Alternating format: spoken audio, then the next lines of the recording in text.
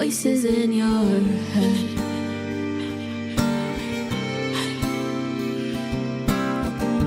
With every twist and every turn, pulling every single thread.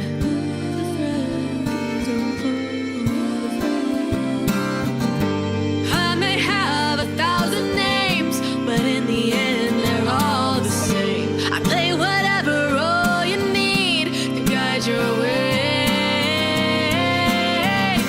Welcome to the Matrix, where I am your god. It may be a simulation, but I ain't no fraud.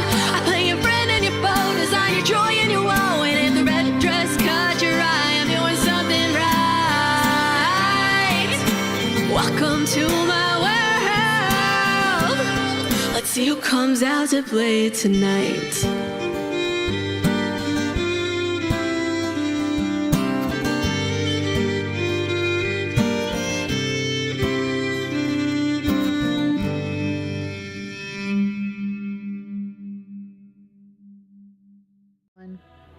Welcome back, everyone, to Wyrdgard.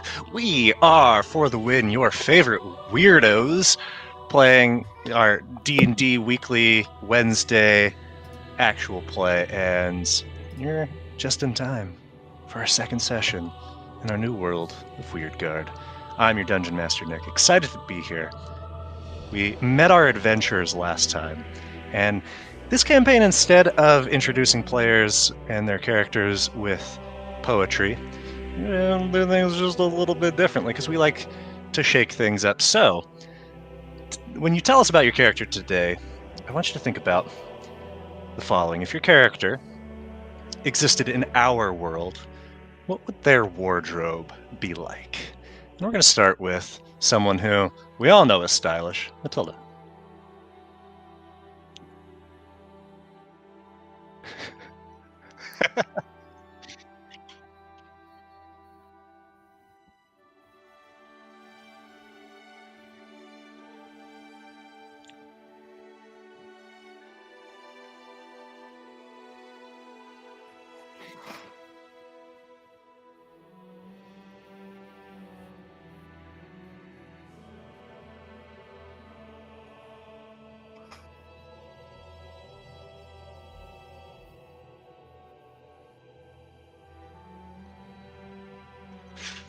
All right, very nice. It seems functional, but also stylish. Up next, we have Ruby.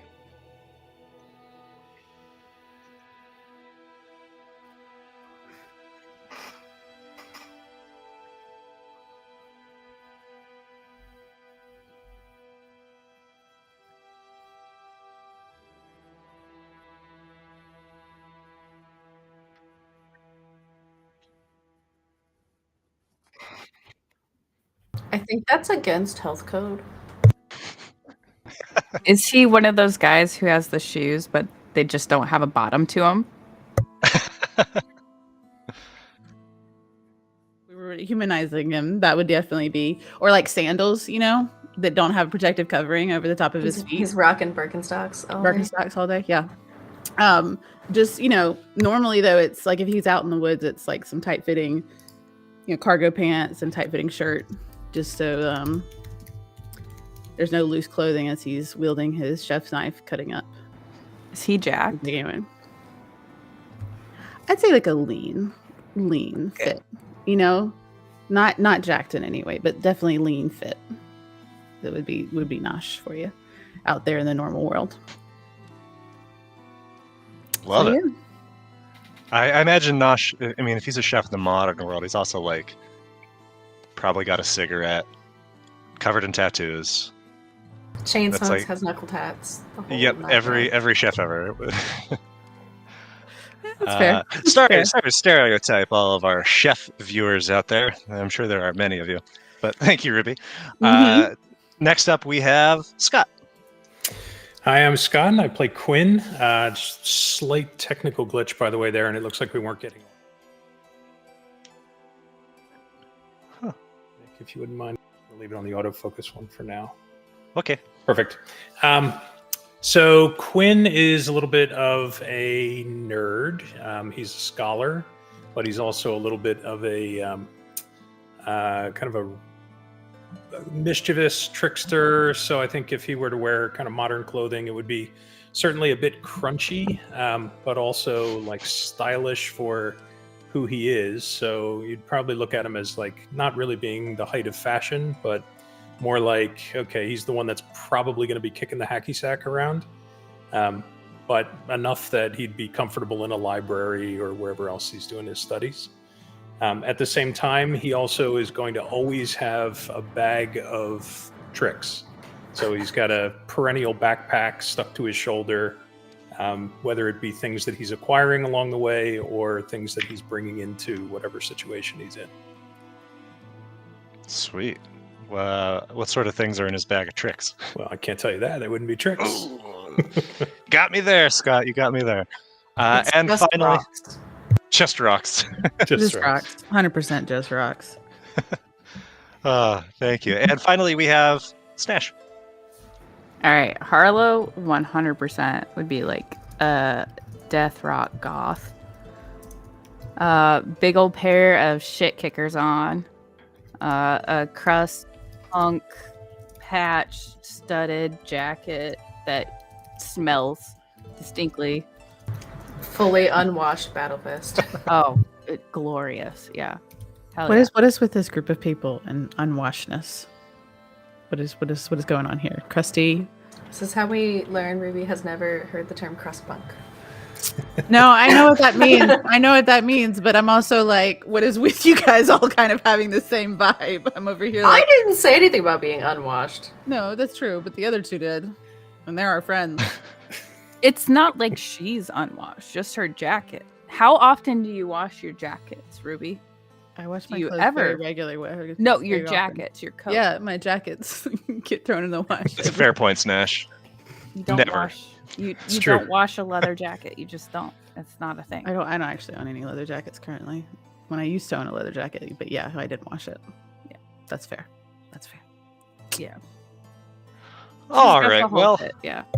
we have a little sense of your character's style. Now we just apply that to the world of Wyrdgard, and get a deeper glimpse of who your character is. So, last time we met your characters, our wizard Quinn, our guardian Catriona, I don't know if I'm even allowed to say what Harlow is because there's always such mystery. She's a cleric. I'm always a Okay, cleric. okay. It's Snash. It's a cleric. It's a Oh, cleric. lordy. And our chef Nosh, scattered throughout Wyrdgard, but all ultimately called for their individual reasons to Midhaven in Firstfall, a town at the crossroads, an intersection of the east and west, the north and south.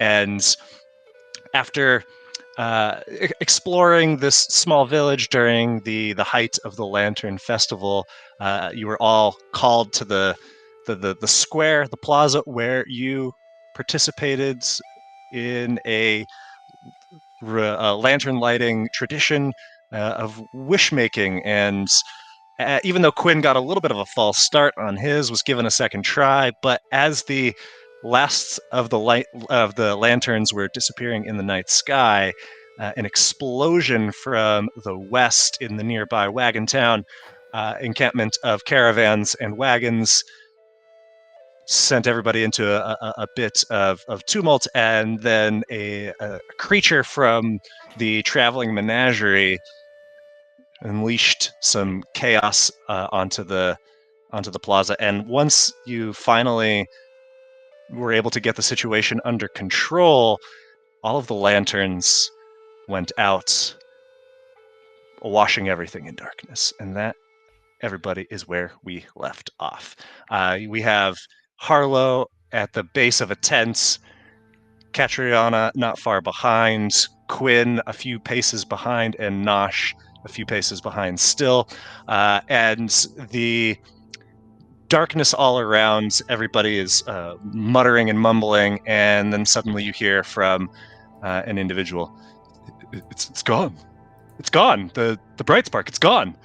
And you hear that word echoing throughout Brightspark, and people are rushing to the statue of the lantern bearer in the center of the plaza, and expressing very loudly and audibly their dismay. What do you all do? Can I immediately just raw and get him to illuminate himself to start shedding some light in the immediate area? Can I grab that Nimasi that had the squirrels that got the imp under control or whatever? She is an Effigian, but yes. Sorry. I Say know. okay.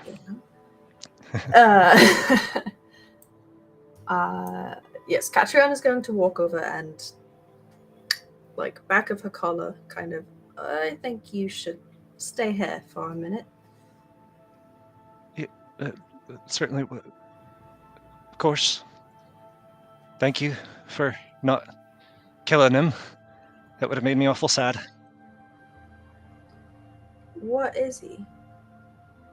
Oh, Linus? He's a mystery. They're cute little buggers, but get into all sorts of trouble. And I don't know. But if he got out, that means I need to go look at my caravan. And she starts trying to move away from I me. am not letting her go. Excuse me. Harlow will move behind her. Pardon me. It's my livelihood. Those are my babies. I need to go. What else? do you have in there?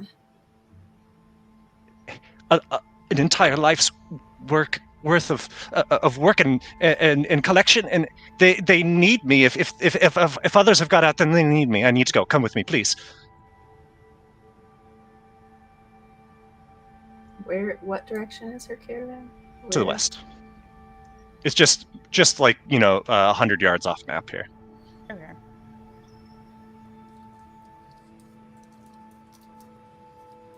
Are you allowing this? All right. Do we follow her? Lead the way. Still holding the back of her shut. And as you begin moving away, the individual who had spoke to all of you, the seemingly someone of authority here in Midhaven, says, "Everybody, hold on now. Nobody needs to be leaving. Everybody, come here. We need to figure out what happened. So if everybody could just come closer now, and we'll get to the bottom of this. So, yep. Orwin, come on. You'll have a chance in a minute." Just kind of shrugs and change of plans and turns her around with us. But Callian, I've really got to. But you're much stronger than she is. You're able to manhandle her over there. And walking just back to the city, like the square. And as you all are gathered around the statue, you very clearly see that grapefruit-sized, multifaceted gem of shifting, pulsating light is no longer housed inside this brass statue. You see that their people are checking it out, fiddling with it. This Ephigean man is currently inspecting the housing itself, and he turns to Gallian and says, "Sorry, boss, but I haven't a clue how it would have got out of there. It's there's no space after all, and what with Isaac being gone now, it's a right mystery." All right, everyone. So here's the plan. Everybody, open your packs. You're just gonna. If you've got nothing to hide, then you've got nothing to fear. So we'll just real quick here, just take a quick peek, and you see that these two gentlemen start moving from individual to individual and are insisting upon them turning out their packs. They get through these first couple of bear folk and seemingly aren't turning up anything and just continue working their way around the circle of individuals. They get to you, Quinn. Just need to take a peek there, if you don't mind. Yep, just... Mm-hmm. Hey, what is it exactly you're looking for? Bright spark. What is the bright spark? Sorry. It's the heart of Midhaven. It's housed in the Lantern Bar. It should be housed in the Lantern Bar. It's been there for millennia, and without it, we've never not had it. So, who's to say what might happen without it? But just show us. I think you saw what just happened here, right? We saved you. I was fully engaged in making sure that none of the townspeople were hurt. I clearly couldn't have stolen your stone. Or you crafted it as a very careful distraction, diversion, and you nicked it while we were all preoccupied. So if you just can, dispel any suspicion, then we'll be happy to move about. All right, so I give whoever's closest to me a quick peek in my bag, but certainly don't let them rifle through. Okay. And even with a quick peek, they're satisfied that you're not harboring this lustrous gem. And they make their way over to the rest of you. Orwin, open it carefully. We don't need anything else popping out of there. She obliges, and no critters emerge. But then they get to Catriona and Harlow. Catriona would show, turn out her pockets. I ain't got shit, so Yeah. Unless we do. Traveling like And what about you? No, yes. I'm gonna hold open my bag. Ra, I'm gonna get him to jump up as well. And we're not carrying anything. I would like to investigate the statue. Is that all right? I would like to see if I can just see if there was anything that happened while we were trying to fight off those critters. I'm terribly sorry to you, Lord. I'm sorry for the imposition. I know that was unbecoming and unseemly, but there's nothing in the Keeper's manual that says what to do if Bright Spark ever goes missing. So I don't rightly know. Well, look. what we're meant to do. And you can see he's very clearly starting to panic, and just kind of pacing around the square in circles, kind of muttering to himself as he goes. Can I get Ra and myself to like look around the statue area as we've been fighting over near one of the tents, and the carts? I just want to see if I can, just real quick investigation around, see if I can spot anything, any signs of it being forcibly dislodged in a sense. Yeah, go ahead and roll a. Roll an investigation to see if you figure out how this mechanism works, or if there even is a mechanism. Sorry, I did not mean to roll that as Ra. I'm so sorry. Ra did an amazing job, though, so if you want to take Ra's choice. What do you add to that? A 2. Okay, this is the same 12 regardless. Yeah, that's so fine. the statue is about like 10 to 12 feet tall, so it's big, but it's not tremendous. And you see the figure itself has is very featureless. There's no face. You can't tell what sort of species it's even meant to be. It's kind of just an abstract figure, hooded, and the lantern itself is positioned about 8 feet off the ground. So for someone to reach it, they would have either had to have been tall or have flying or climbed atop the statue to get there. But it looks like there is some sort of complex lock mechanism that is on the lantern itself, up at the where the bars at the corners of the lantern meet at that top surface. Can I tell if in any way that someone had been messing with this mechanism? Is there a clear indication of scratches or signs of forcing it open to access what I'm assuming is the bright spark that was there? Yeah, with the 12, doesn't look like there's any obvious signs of forced entry. No. Is there any residue? You can tell though that based on the size of the gem that was in there's no way that it would have just like slipped out through the spacing between the corner posts. Is there any sign of powder or like light residue, or is there a smell that Ra or I could sense as we're like really zoned in on this lantern? Heck, I'll even climb the statue to look, that shows maybe a magical or delusion means was used to snatch this bright spark straight out of this locked mechanism. So if you're climbing up there, you can roll another investigation check, sure. Okay, I'm going to be like, excuse me one moment. And then I'm literally going to climb up the statue and roll for investigation again. A bit better. Okay, now that you're up close, climbing on the arm, face right next to the lantern, you're looking for obvious signs of something that having interfered with this mechanism, but you can't even tell how this lock works. It's not just like a simple key and set of tumblers. It's almost puzzle-like in its design, and you're not seeing signs like scratching. There's definitely no like strange residue, like you said. So it doesn't look like anything was forced, but you're not sure or confident that you would know what it is like supposed to look like if it's opened or closed by the proper channels. Yeah. Right, open or closed by the proper channels. Hey, Quinn. It's got a puzzle lock. Yes.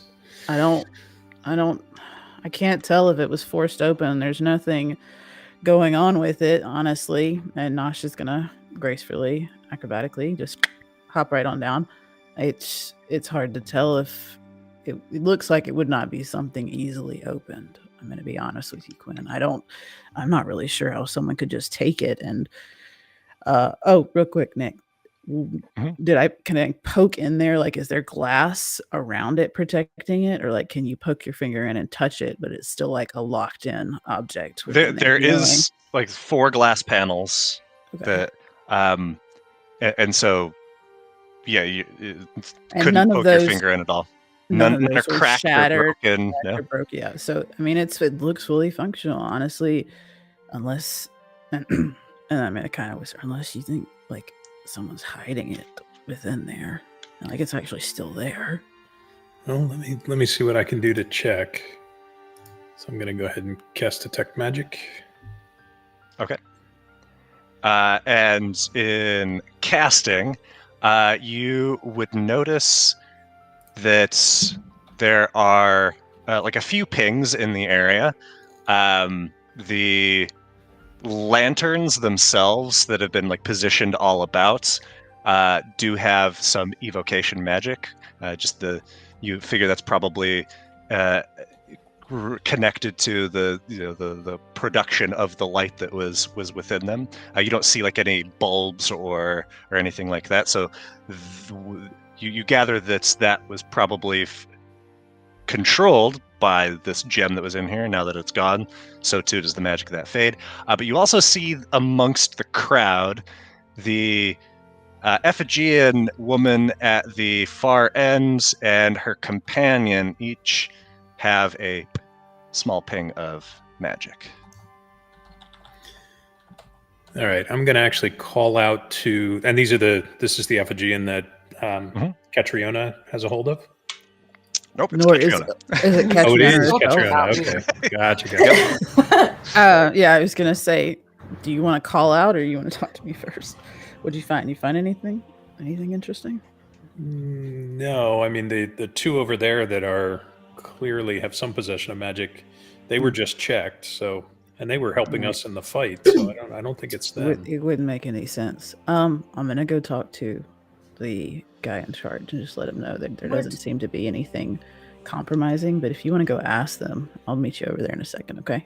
Sure. Would I have noticed Quinn sort of like analyzing us? Yeah, I don't imagine you have much else that you're focused on, just other than the proceedings here, and with your passive perception, absolutely. Do you know that guy? That one right there. And I look down at the Ephigean woman I'm holding. No, he's an interloper like you. I'd really like to go now. Can I go, please? Make sure that everything's okay. And the person that was talking before just kind of shrugs. Can we please? Don't leave town yet. I let her go. Okay, it's not technically leaving town. It's just a short bit that way. And she begins rushing over toward the caravans. Did that caravan ever stop being on fire? You see that there is still fire coming from the Wagon Town. I'm going to ask Moss to follow that woman at a distance. So okay. Do your best to just keep an eye on her. I will just turn to just start looking straight at Quinn. Forge, was it? It's Forge, right? You were the one presenting the festival lantern wishing ceremony we did earlier, right? You're talking to me? Yeah. Name's Callian. Callian, sorry. New around. Okay. Obviously. Callian, I did take a look at the statue. I got my friend to also take a look at it. He's doing a little more scouting around the square, but the locking mechanism is very complex. It's not something that could be easily opened. I will say all the glass on the lantern from the statue is intact. It doesn't look like it was forced open. So do you have a way that you know how it can be opened, or is it commonly taken out to be cleaned? Who would know how to open that lock? If Well, anyone. that's Izik's responsibility. He's a blacksmith here in town, works at the Crucible, but there's a problem there. What's the problem with Izek? Well, ain't nobody's seen him in a couple of days now. Not So sure. Is he the only one in Midhaven that knows how to open this locking mechanism? Only currently, it's something that the Ironbarks passed down among themselves. Ironbarks. Oh, is that his clan name? That's a family name, clan name. Family name. Don't right know the ways of the Teora. No, that's understandable. I only know a little bit due to one of my dear friends. But he's What are you doing over there, friend? I'm just having a look around, checking things out. Right. He's with me as well. He's just trying to make sure that there's nothing left unturned. Who is it that you are? Apologies, my name is Nosh. This is Ra. That's Quinn. We were local travelers in here seeing the food and the festival itself as we were wandering through First Fall, just wanting to offer some help. And we just saved you all from the attack. Right. And Right, you did. Saving. I don't know what your standard procedures here in Midtown are, Midhaven. So I just wanted to help where I could and offer any insight. If your blacksmith that knows how to open this is missing, I'm not going to lie, it doesn't look good for him or for anyone who could have stolen that information from him. So I'm happy to keep looking into this. But again, you guys have your own way of doing things. I'm also happy to just step back and let you handle it. You lot. What's how do you know Orwin? What happened with her? And he's come up to you and Harlan. Who?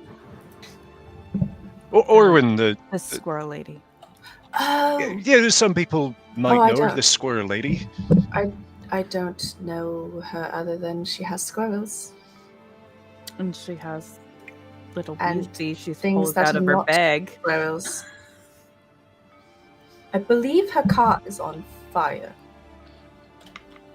And I kind of look back towards Wagon Town. What are you then? He goes over to Ra. By my reckoning, you're fire. Explain yourself. You misunderstand. Ra is my personal familiar, and I would assume that Ra would probably literally jump up and hide within my clothes or behind my head, or hide himself within the pot that's now on the back of my pack. Sorry, he's a little scaredy cat, but he's merely familiar. He was assisting in stopping the other little critters. I can assure you he's just providing some illumination as all the lanterns seem to have gone out. And the lanterns are still out. He's been providing them. Go ahead. Sorry. Been directly following Quinn as he goes in a circle because he's sketchy as fuck right now. Harlow will do the same thing, but it's just that slow rotation of no facing Quinn the whole time, just straight stare. Yes. Listen, what would be your normal procedure when an item of great value goes missing in Midhaven? I mean, you already seem to have a missing blacksmith that's very influential, that only person who seems to know how to unlock this particular device. So I'm a little worried. Normally Tennille would be on it, but I haven't seen the captain in a while. Captain Tennille? Is that his name? Yes. Did I say that wrong? Nope. No, it's a reference. Oh, you two are terrible.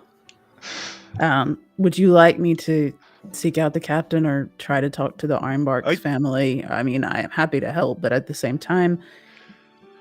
All right, people. Here's the deal. I know we're all worried. Me, most of all, I don't want this to be my legacy of what I'm remembered for, is that I'm the keeper what lost Brightspark. So,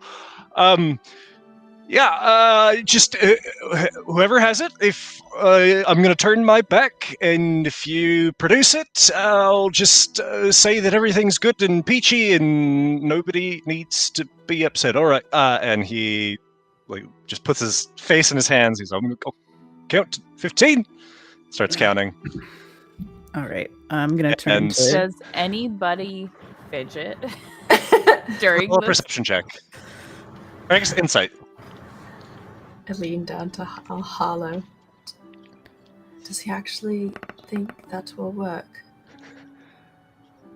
I'm going to step up to Catriona and be like, good evening. Thank you for your assistance earlier. My name's Nosh. I'm trying to get the keeper to provide more information on who actually has access to this. But thank you earlier. And he's holding out his hand to shake for your assistance on kind of stopping that creature. I really appreciate it. Catriona would not turn to look at Nosh until the end of his sentence.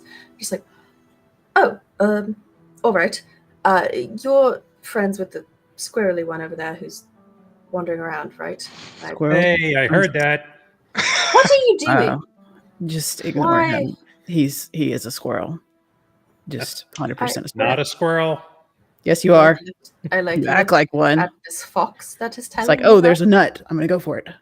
Do you dance as well? Do I dance? No. Or does he The dance? squirrel. Does the squirrel dance? Oh, I have Oh, I been have known not to seen a dance. dusting squirrel before. Is that a The not euphemism? squirrel. I am Is the not clearly squirrel. not a squirrel. Okay. Do Okay. you dance? Though? I can be persuaded. Okay. Quinn, what are you doing? I thought you were looking for it. I You was. went I I circling like whispered a to Cat. vulture. Maybe we should put him in a bag. So I was looking for things that were Please don't. magic, and I went all around and didn't spot anything that was magic. Okay. Do we know for sure? Well, That, that's I mean, a yeah, the bit bright spark's probably disappointing. magic. Is disappointing. The lady, did you speak with her before she ran off? She was very worried about her caravan, and I'm pretty sure. The fire. It's on fire. She had other things like the squirrel. Back at her home, back at her caravan, she thought if some of them got out, then a lot of them might have gotten out. Something's wrong. That does wrong. make sense. I just Should we go check on her? Yes. Well, hang on Quinn. just 1 minute. we So We should. I'm we should- gonna reach out to Moss and see if Moss can give me any information about what she's been up to. If you don't mind, 1 second. We had a friend follow them. That lady. Moss calls back to you. The situation is not dire. They have controlled the fire. Anything else look suspicious? Suspicious, I wouldn't say so, but maybe something that rhymes with so. Who's waiting? Love it. The struggle Nick's is just real. gonna have a Good list lord. written out of Just easy. a full thesaurus. Rhyming. For next He time, needs yeah. a thesaurus that's just constantly rhyming words. Quinn, where's I Moss? I would like to go check on her if you guys No, want to come, you can come. I'm with not keeping you. I just was gonna try and share information if you had anything on if that lady might have. Yeah, known the anything about the information would be Brightspark. great as we move this direction. All right, everyone. Here's the deal. Since none of you came forward with it, Okay. I'll join you shortly. I've checked my personal stores, and I'm prepared to offer 260 old marks to anybody who brings Brightspark back. It will put me into poverty, but it's going to be worth it. 260 old marks. So, as you were, and you see that a couple of people they begin joining your search in moving about the. This is a rather substantial sum. As you all know, old marks are the universal currency in Wyrdgard. Every region has its own variation of post-deluge currency, but the old marks, the currency minted before the deluge, are the most coveted of coins. I'm gonna motion Quinn to like follow after the Catriona, who I just met, and I'm gonna hop over real quick to the keeper, and Ra's probably gonna like try and follow Quinn, and be like, I just real quick, where is the Ironbark's blacksmith from the square? Crucible, if you just follow this road, take it north. Take the road north. But you get to the north end of town, and it's hard to miss it. It's big, and generally it's pretty hot. Okay. I'm sorry that this has happened. I'm going to try and get together with my friend to see if we can find it. But if anyone else comes forward, I will keep checking in with you regularly. So apologies, but I'll do my best. And Nosh is going to quickly scamper away after Ra and then Quinn. Okay. And it looks like all of you are heading toward the Wagon Town. I'm just going to pop us back to the our Theater of the Mind map. And so it's a short distance. You see that there's still smoke that's kind of billowing from the space, but as you draw close, you see there is in fact in this string of 3 wagons that was Harlow. You recognize the traveling menagerie, the exotic circus. One of them has been very badly burnt, and there is a substantial chunk of the front end of it missing.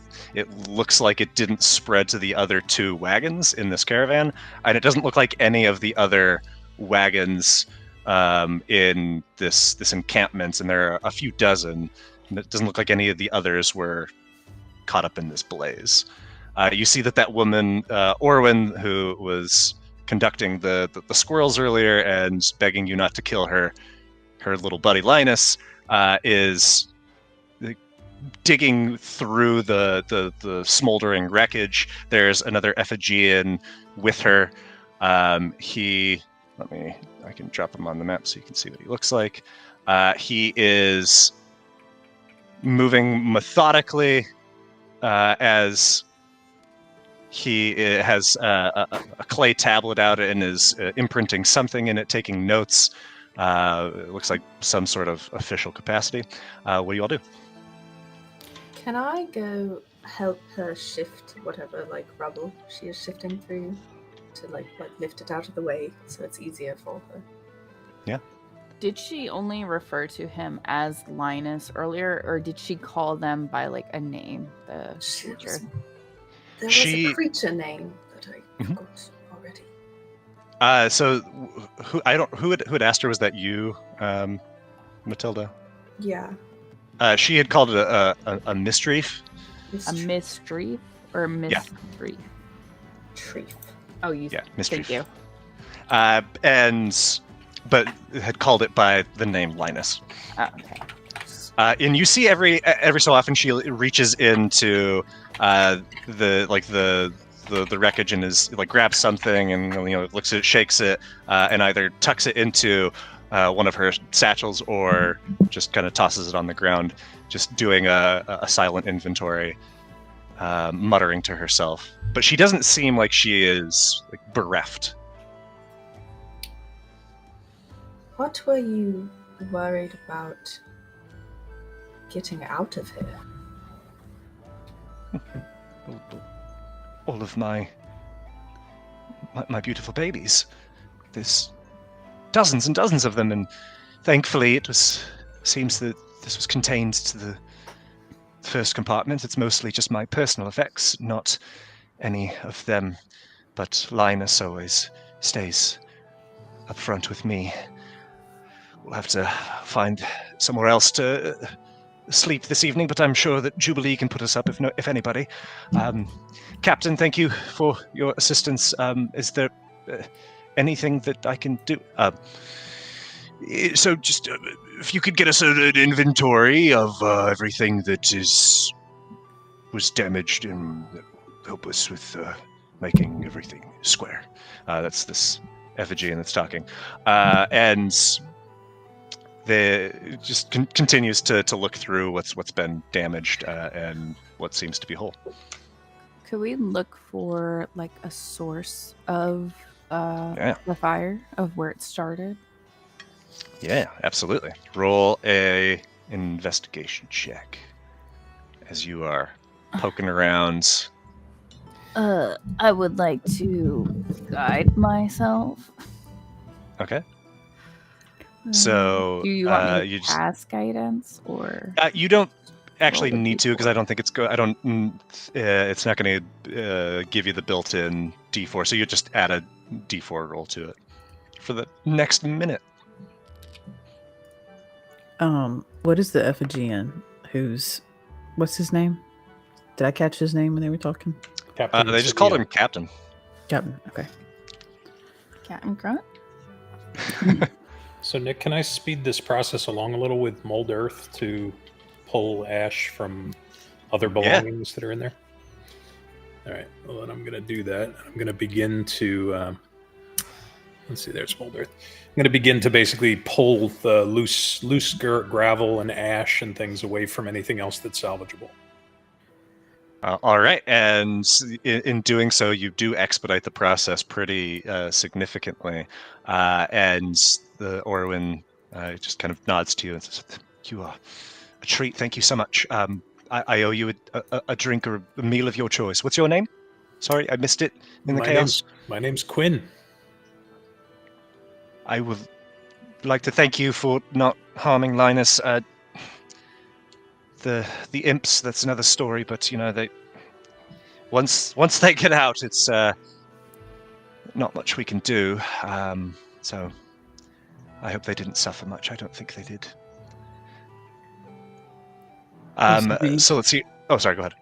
Oh, excuse me, Captain. I know you're working on assisting with this. I had a question about the Isaac Blacksmith and the Ironbark family that was missing recently. I was informed by the keeper he's the only one who currently knows how to operate the locking mechanism on the statue. Yes, it's most perplexing. Don't understand what could have happened. But you were all there. You saw things.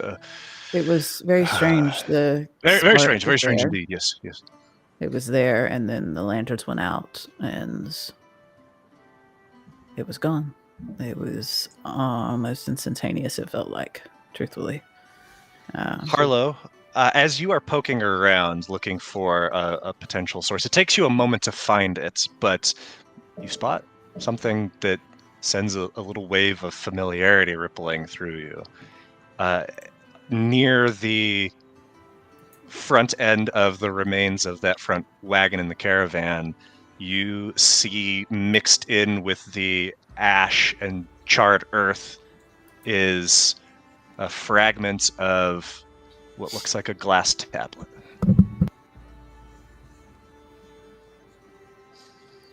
I look up for cat. I'm like holding part of the cat. And I'll just... It seems intentional. Drop the caravan. What is that? I lean closer to see what it is. It's a starting point. An intentional one. Harlow, did you tell Catriona about what you saw outside the graveyard? No. Okay. I've seen someone use something like this before. When? I've only been not in the same area as you for 6 hours. You know that time you went away and then you came back? Yes. There was this man speaking. I don't know. I don't know what he was saying. And he lit himself on fire and he died. But he used At one the of these. graveyard. Mhm. Somebody attacked the graveyard while I was No, gone, and you he didn't tell me. He never entered the graveyard. He was outside the gate. Is that really weird? So, Yes. Captain, It felt weird Yes. to me. Okay. Captain, Very weird. real quick before you run off, I just want to say I think the burning of the wagons and the disruption of the square are all probably related to the stolen bright spark. And if you, who's in the lead to find Isaacs, the blacksmith from the Ironbarks family? Do you happen to know about? I've, as captain of Midhaven, it's technically my responsibility, so I've been looking into it, but well, I No don't know clues where yet? the feller got off to. I did put up them flyers, so Okay.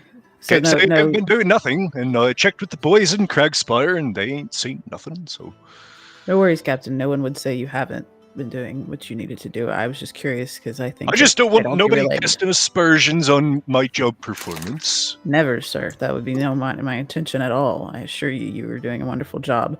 I just wanted to let you know I think it might all be related, but I'm going Oh, to look sure, with my sure. new acquaintances here to see if we can find that blacksmith as well as find what might have happened to the bright spark. So, Oh, well, you'd be solving two problems with one stone.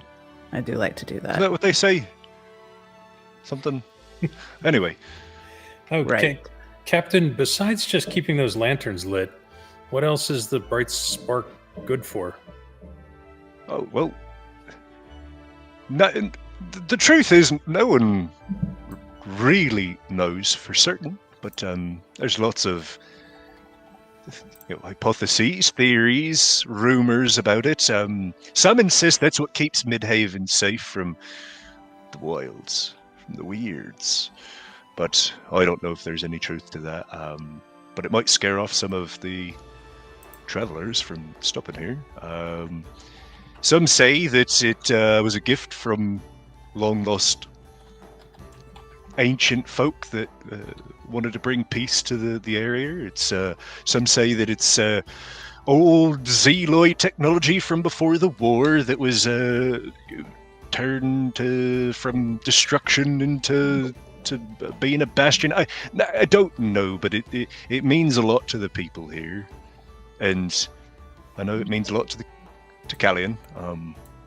It means a lot to me. Well, they've already put out a reward. Callian put out a large reward of old marks for the returning of it. So I can assure you that anyone that was in the square that heard Callian's announcements are going to be looking for the bright spark itself. Oh, out of curiosity, how much is he putting up on it? He went ahead and said he put his whole fortune about 260 marks. 260. Yeah, All Captain, right. Well, I better crack down. Now, if I find it in official capacity as captain, do I get? of course, Captain, And he's you like, would starts, like be. muttering to himself. Yeah, figuring and Nosh out is if he's just like gonna get this standing reward. next to him, just like Nosh is just like nodding on. You would totally, yep, definitely, Captain. Sure.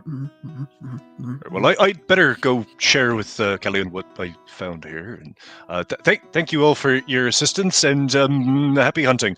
And scampers back toward the plaza.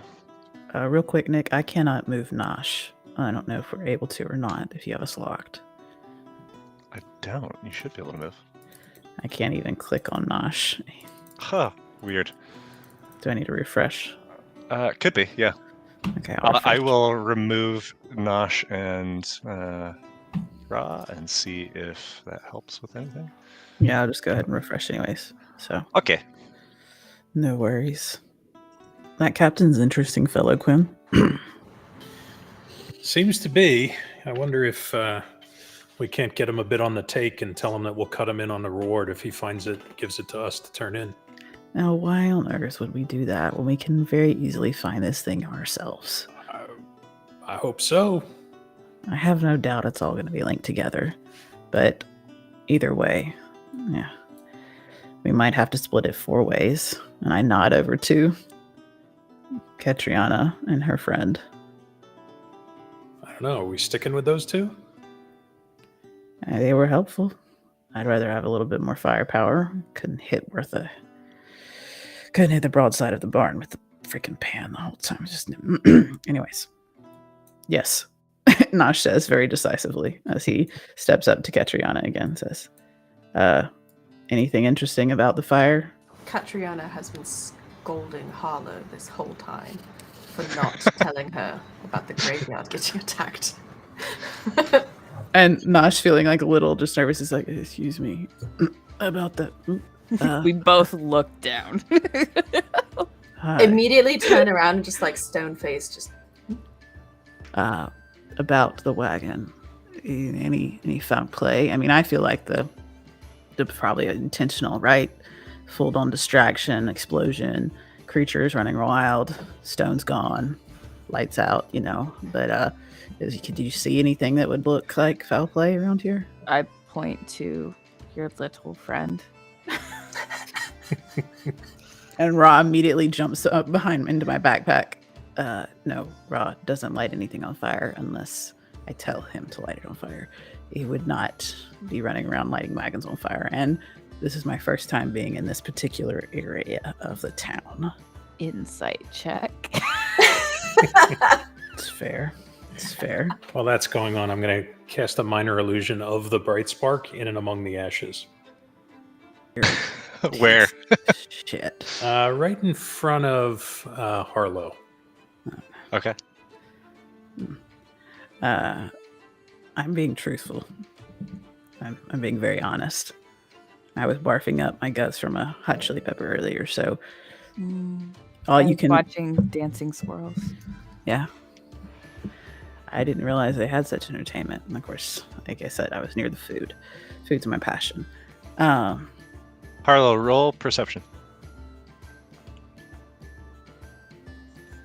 would I see it? Yeah, sure. Oh, well, nat 20. Harlow, you see just this little sliver of glimmering light coming from the ashes in front of you. Catriona, you would see that too. Can I tell that So- it's an illusion with the natural 20? With the perceiving, no, because it's intelligence is determining the nature of an illusion. So as it's discovered, I'm watching the Ephigean woman for her reaction. Good luck. Sorry, not you, the other.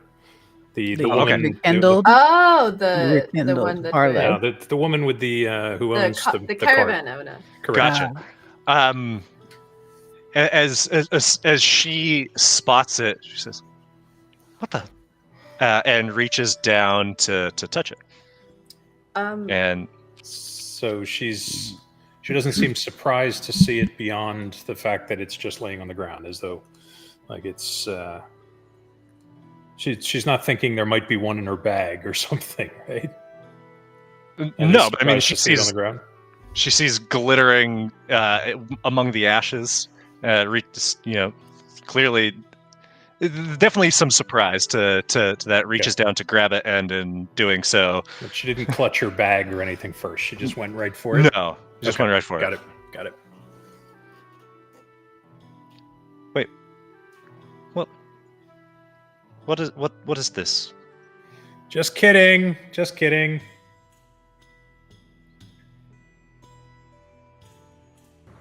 Who are you? I'm Quinn. Yes, but why are you? How did you? You're a tricky one. He dances. I do dance. Could you show me? He's an idiot. He's about the size of your squirrels. I'm about to smack him with a pan if he doesn't cut the shit out for a second. I let the illusion drop. Yeah, no, because casting an illusion for the one thing that everybody's searching for 260 marks, that's the smartest thing you could have come up with right now, isn't it? I thought it was funny. Hilarious as always. Hilarious as always. Moss thinks it was funny. Moss thinks everything you do is funny. Do not use Moss as a way to justify your tricks. Good lord. Quinn, while I was left in utter stitches, they might chase us into ditches. See? Moss has got more intelligence than you, I swear. Anyways. Look over at the caravan lady. Have you figured out what's missing yet? That's the thing, is it doesn't look like anything is amiss. Some things were destroyed, yes, but I don't believe that anything was taken. Not All of from your me, at little least. squirrels are here still. Well, the creatures, the critters, my babies, they are safely secured in their houses in caravan wagons 2 and 3. But my sleeping arrangements, my personal effects, well, I could use that 260 old marks to do a bit of shopping. Seems like a simple distraction. Are there any creatures missing in Caravan 2 and 3? Have you checked all of them? I can check again. And she opens the doors to the middle caravan and works her way through it, shakes her head, goes to the last one, and again says, nope, everything is here. I don't know why they targeted me, but I guess I'm grateful that it wasn't worse. It certainly could have been.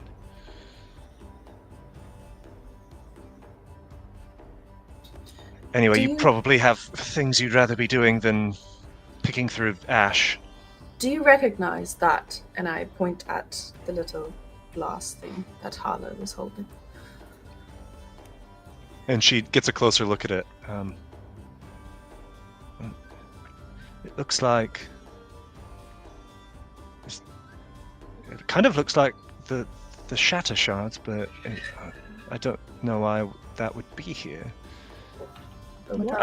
And Katriana, this is a familiar phrase, as that was one of the devices frequently used by Zealoids in the Discord War. These Would I explosives. recognize? It does look kind of like it, but it looks like it's. Those were like these like percussive, shattering sonic booms stored in. These Zealoid devices, but this looks like it's maybe like a cousin of that. Like it's smaller and less sophisticated, sort of. Yeah. Okay. I mean, you're right. It is a little bit. But No. what would that be doing here? Have Simple you distraction. seen- That's Seems what like I was we were just a thinking. victim. I definitely. How long have you been here? Do you come to this festival every year, or is this your home? Is this a common occurrence of you being here for the Lantern Festival? Oh, I would. I'm in Midhaven at least 3 or 4 times a year, and I try to make it to the festival when I can because, well, there's a lot of people here, and with people there are customers, and with customers there's coin. No, of course. Would you say though that you're well known for being I here? would like to think that my performances have built a rather sterling reputation. So I think that might be yes. why you were used, in a sense. So you're saying Yeah. it's my fault? I'm No, just I'm too saying. good. Well, I mean, That I've trained are them pretty too good. well. I mean, That I should scale back. You're right. Never. You're right. I've flown too close to the sun. I would say that you're just well known, and your cart and your show is a prime target for a distraction for a larger plan. It looks like, but that's just my opinion. Can Anyway, I? do they really dance? They do. Would you like to see? Yes, 100%. I'm And then sure you I see like can- Ra pop over Nasha's shoulder and is just like big eyed, like looking at her as well. We would really like to see that. She goes into the second wagon, comes back in a few moments with 5 little long-eared squirrels that are resting on her like the back of her arm.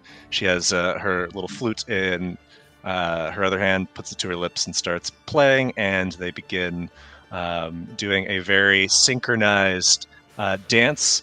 It's in the imitation of like what would be like a common dance among the Teora, Quinn. something you would recognize from maybe not the Silent Bloom, but just as a dance that's popular among children. And I'm really holding myself back from joining in. I'm going to ask Harlow if I could take a look at the glass vial momentarily. Do you need me to hold it lower? Please. I go. Wait, how small is Quinn? He's 4 foot. Okay. He's like No. He's like 4'5". Okay. He's No, wait, hold on. Five That inches doesn't taller. make any sense because I'm 4'5". I thought you were 4'8". You're a little bit taller. than me. Okay, maybe a little bit taller. You're both. But You're they're both both in the very- 4 foot very range. tiny. They are like Okay. lower. Yeah. Okay. They are definitely like children. Yes. Yeah. We would look small to you. This is true. Could I do an Arcana check on the glass vial, Nick? Yeah, absolutely. Nosh is just going to kind of be Ah. bobbing along to the So flute, Quinn, watching this the flow. is not a vial per se. It looks like the remnants of a broken glass tablet of sorts, and you would recognize among the interactions you've had with some of the merchants among the Teora. This is a technology that is very much antithetical to the Teoran way, in that it is a stored bit of magic that is not like a scroll, which is more elegant and sophisticated, but it's like the the gas station uppers that you might see in our world, like some just like junk that's Molotov, some not a grenade. that's some like some chemist put together in a back alley. It's crude but clearly effective at what it did. It's like a Walmart Arcanex. That's what you're saying. Yeah, sure. All right, very good. And I hand it back up. I hand it up to Harlow. Dink.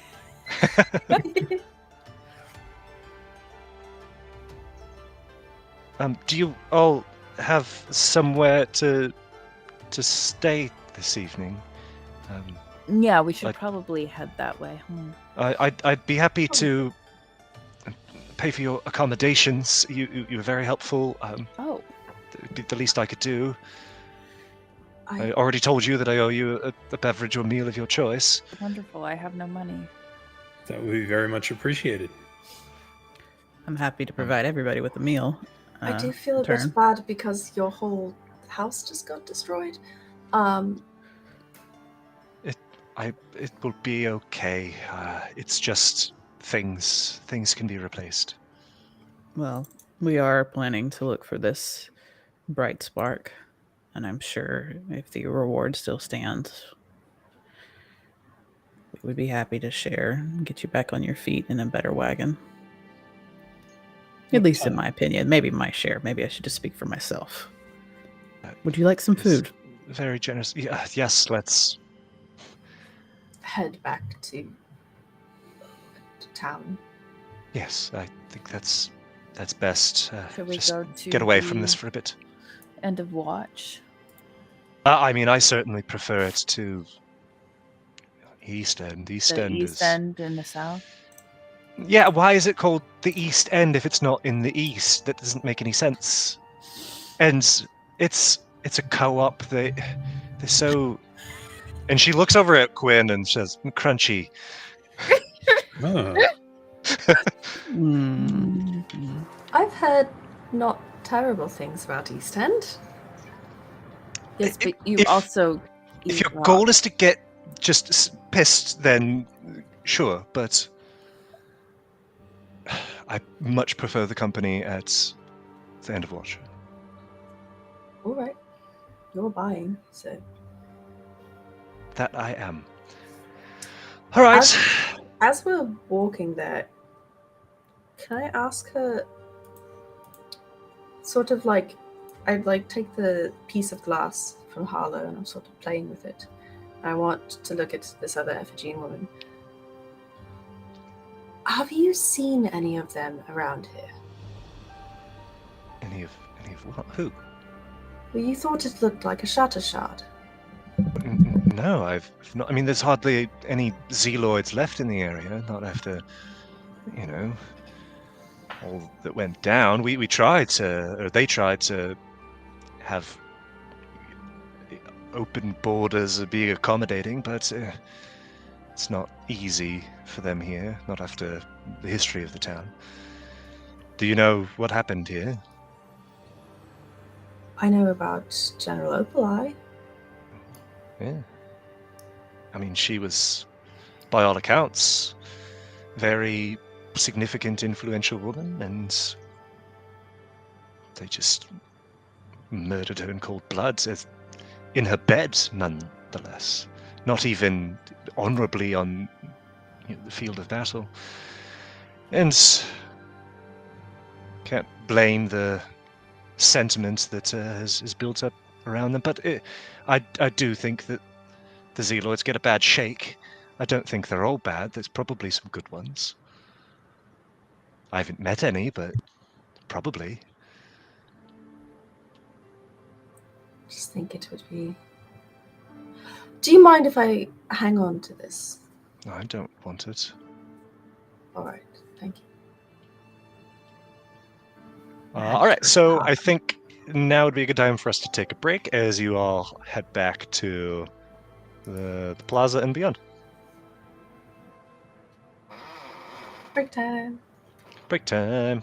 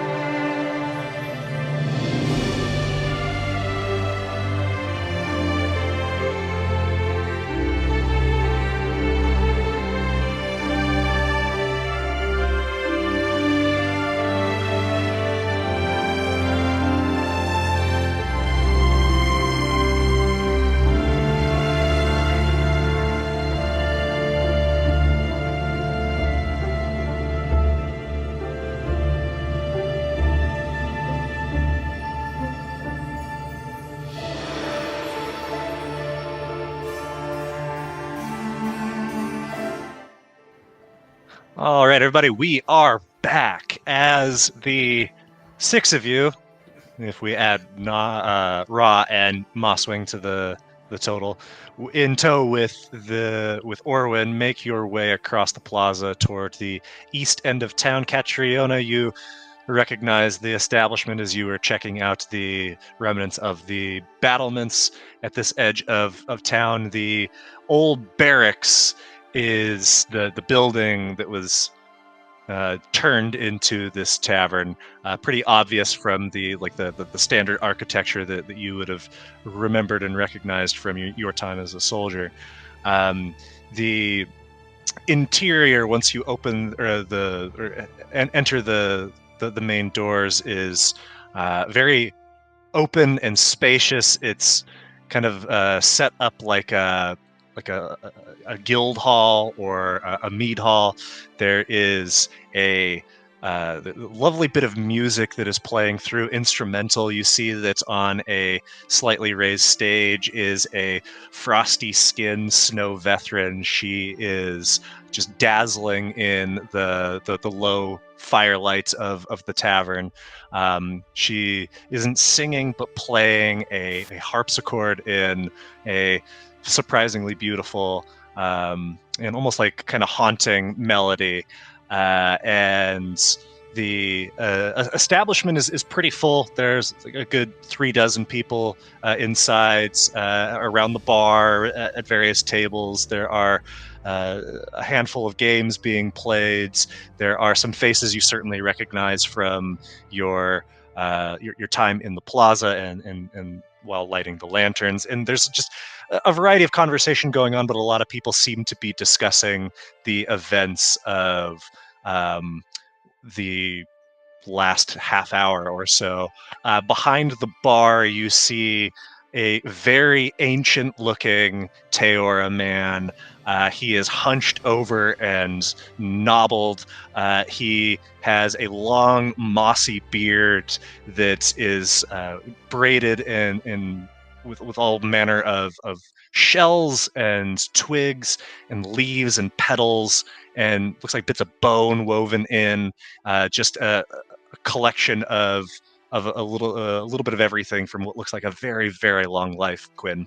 There is a woman who appears to work for the bar. She is a squirrel Namasi and is zipping from table to table, balancing very delicately a tray with all manner of drinks and food items on it. There's space at the bar if you would like to sit there. There's space at one of several tables. Where would you be heading? I'm going to head toward the bar and greet my fellow Teoran. So I would go up to him and do what's called a root embrace, where I'm going to open my palm to my chest, spread my fingers, symbolizing branches, do a slight bow, and say, "May Zeal find you strong." And you see he kind of slowly takes in what he's seeing and goes to reciprocate. After about 5 seconds, he stops and he looks at his hand and he puts it down and kind of starts looking around and gets moves off to the side. So not paying attention to me at all? No, it's like he lost his train of thought. Like exactly like that. Yeah, he lost whatever he was doing and just carried on. Okay, I'm not unfamiliar with that in people in their final seasons, so that's not shocking to me. If anything, there's a little reverence and respect because I know someone has lived their full seasons.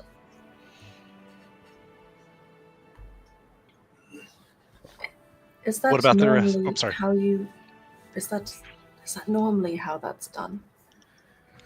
The greeting or the complete disregard for my being here? Yes.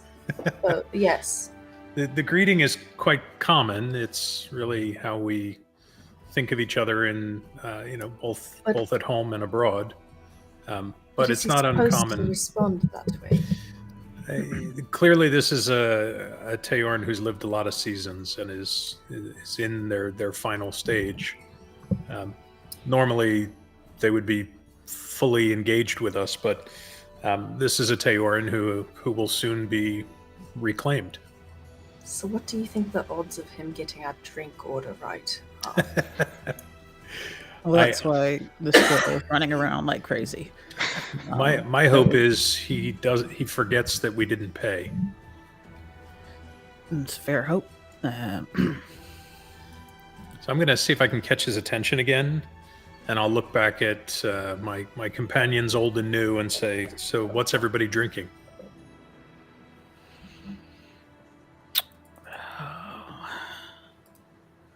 Probably whiskey. What's at the bar, Nick? What's at the bar, you say? There are all manner of spirits at your disposal. There are some clear liquors, some dark liquors. There's some exotically colorful liquors available as well. Nothing's labeled. There's a few kegs of what you presume might be mead or ale or some other fermented beverage, maybe even wine. You see, as you've like been watching the drinks that are zipping out to the patrons, that's there's the Teoran man doesn't seem to actually be making any of these drinks. He is behind the bar, seemingly in like physical space only, and is just kind of puttering about, going up to a person, spending a few seconds with them, losing his train of thought, and moving on to someone else. So, in short, I guess whatever you are looking for, you can probably find that specific type of thing now. If you tell me what you want, then I can tell you what you're going to get. Can I flag down the waitress and request or ask if they have any muskmelon, cider, or mead, and then if I can have access to the kitchen? Muskmelon? You said you want muskmelon? What is that? It's local Western Concord rare fruit. What, you think we've got rare fruit? No, I mean, it's not. darling. What do you want? What's local if you're looking for cider, for mead, we've got the Ember Brew.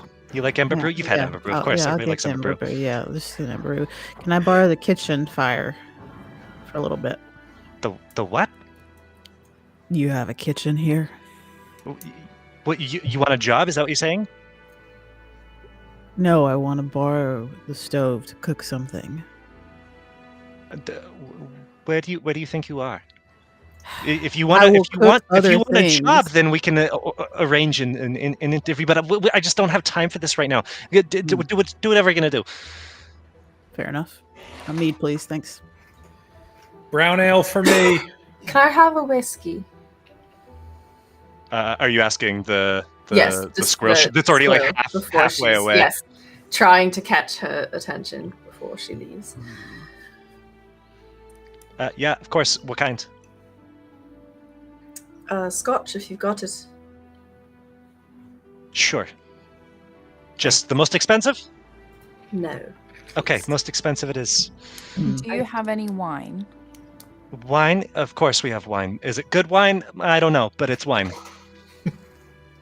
Okay. It's not going to be good wine. I mean, I don't mind the stuff, but Oh, no, I've it'll been get you drunk. It'll get you drunk, but it's no ice wine, unfortunately. All right, so I've got a wine, I've got an Ember Brew, and access to the kitchen. I've got whiskey, Scotch preferably, and what about for you? Sorry, who are you asking? You. A brown ale, please. Oh, brown ale. I'm so sorry. I totally forgot.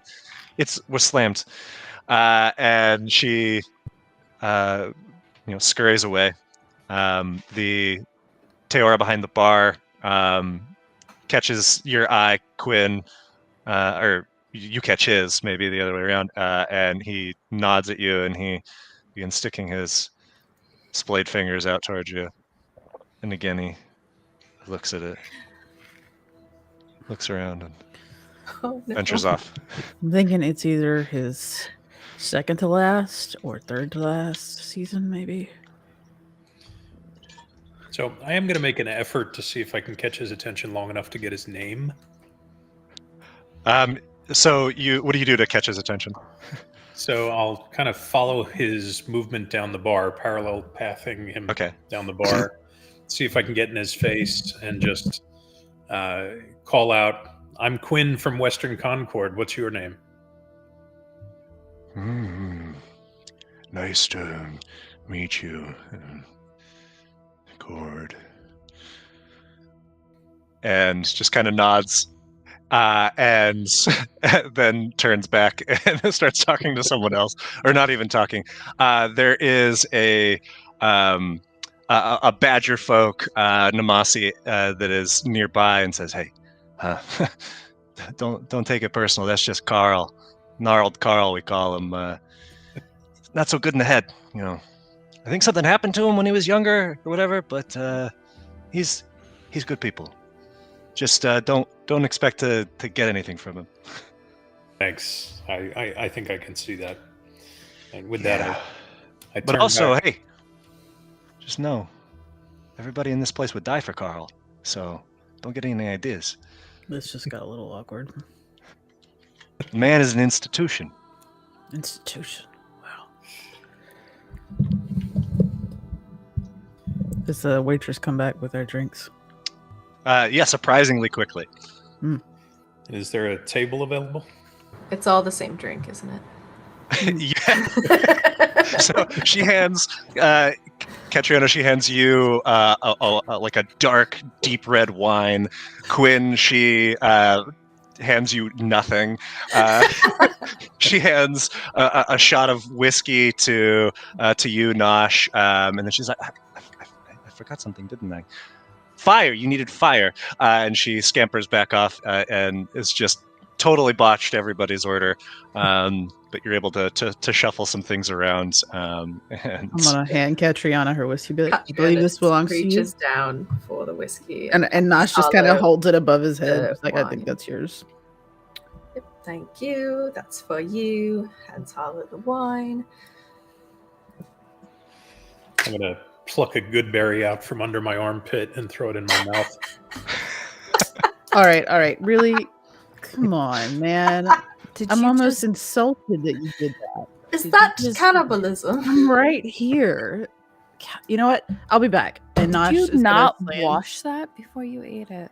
Did you just eat I know Don't where it? it's ask going. questions that you don't want to know the answer to. Do they not grow know. everywhere? Yeah, a little bit. I'm gonna be back, and Nosh shoves himself away from the bar or the table, wherever we sat at, and is striding straight into the kitchen, like zipping right past the squirrel with no worries. Gonna make some food.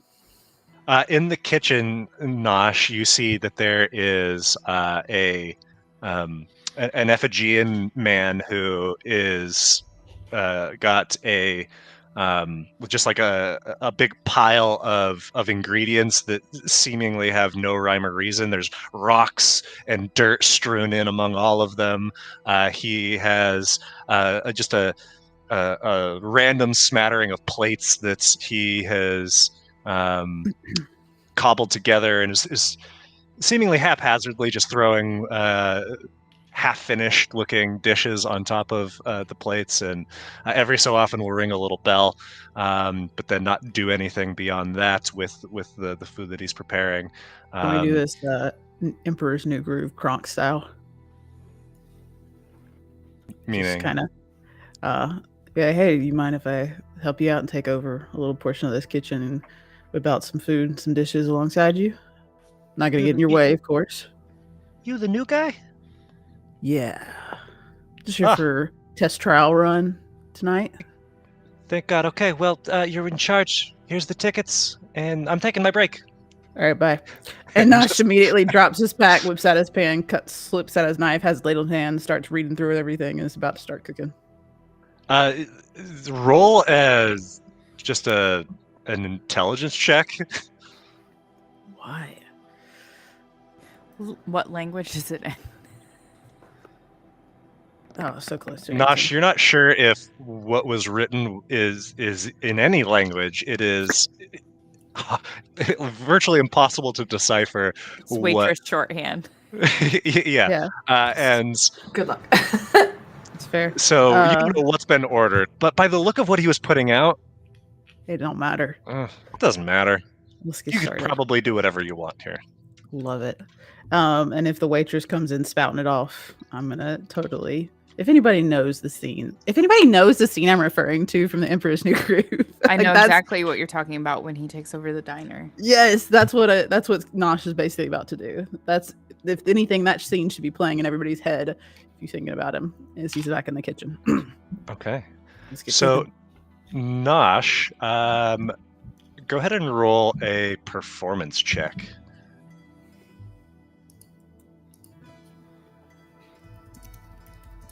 It's not the best kitchen. It's totally disorganized. You don't have the greatest set of ingredients, but you find your groove pretty quickly. Raw gets everything nice and hot for your cooking. And he says, "So what are we gonna make? Can I try it first?" Always, little buddy. Always. Okay. Well, Yep. we got a lot of hungry mouths, so you better make a lot. We're gonna make some really robust stew, I think. Oh, And yeah, maybe okay. some fresh bread. Get some nice smells coming out of here. Oh, yeah. Are you gonna add any herbs to that bread? You know I like No, herbs. we have to. We have to make sure there are a couple of unique loaves in there. Got a few things to try. Oh, the peppers. We got to get the peppers out. Gonna make another pot and keep those Are in you, there. are you gonna do the hot stuff? Yeah, I think gotta have I a would re- spicy I version. would really like that. All right, I'll keep that one in mind. You can have the stems of the peppers as I cut them up and get them in there. Let's get to work, Perfect. buddy. It's gonna And be delicious. with Ra as your sous chef, you are able to put together some pretty decent food given the circumstances. And the woman the server keeps coming back and picking up things. Doesn't seem like she cares what it is or where it's supposed to go. She's just taking it without question.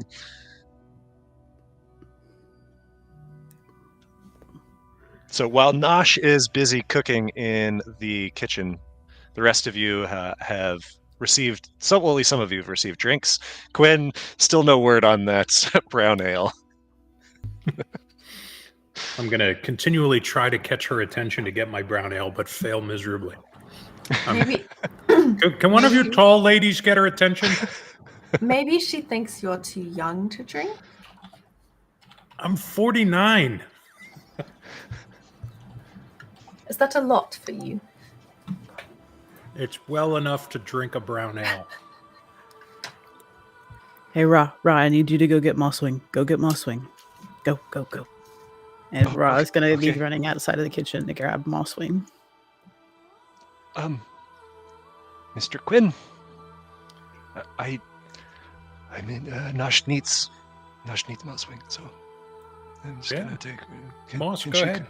Moss, and she kind of just rolls her eyes a little bit, but slinks forward and enters the kitchen. Nosh, All right. Taste that, and then tell me which one you like the best, and I'll send out the tray to the table.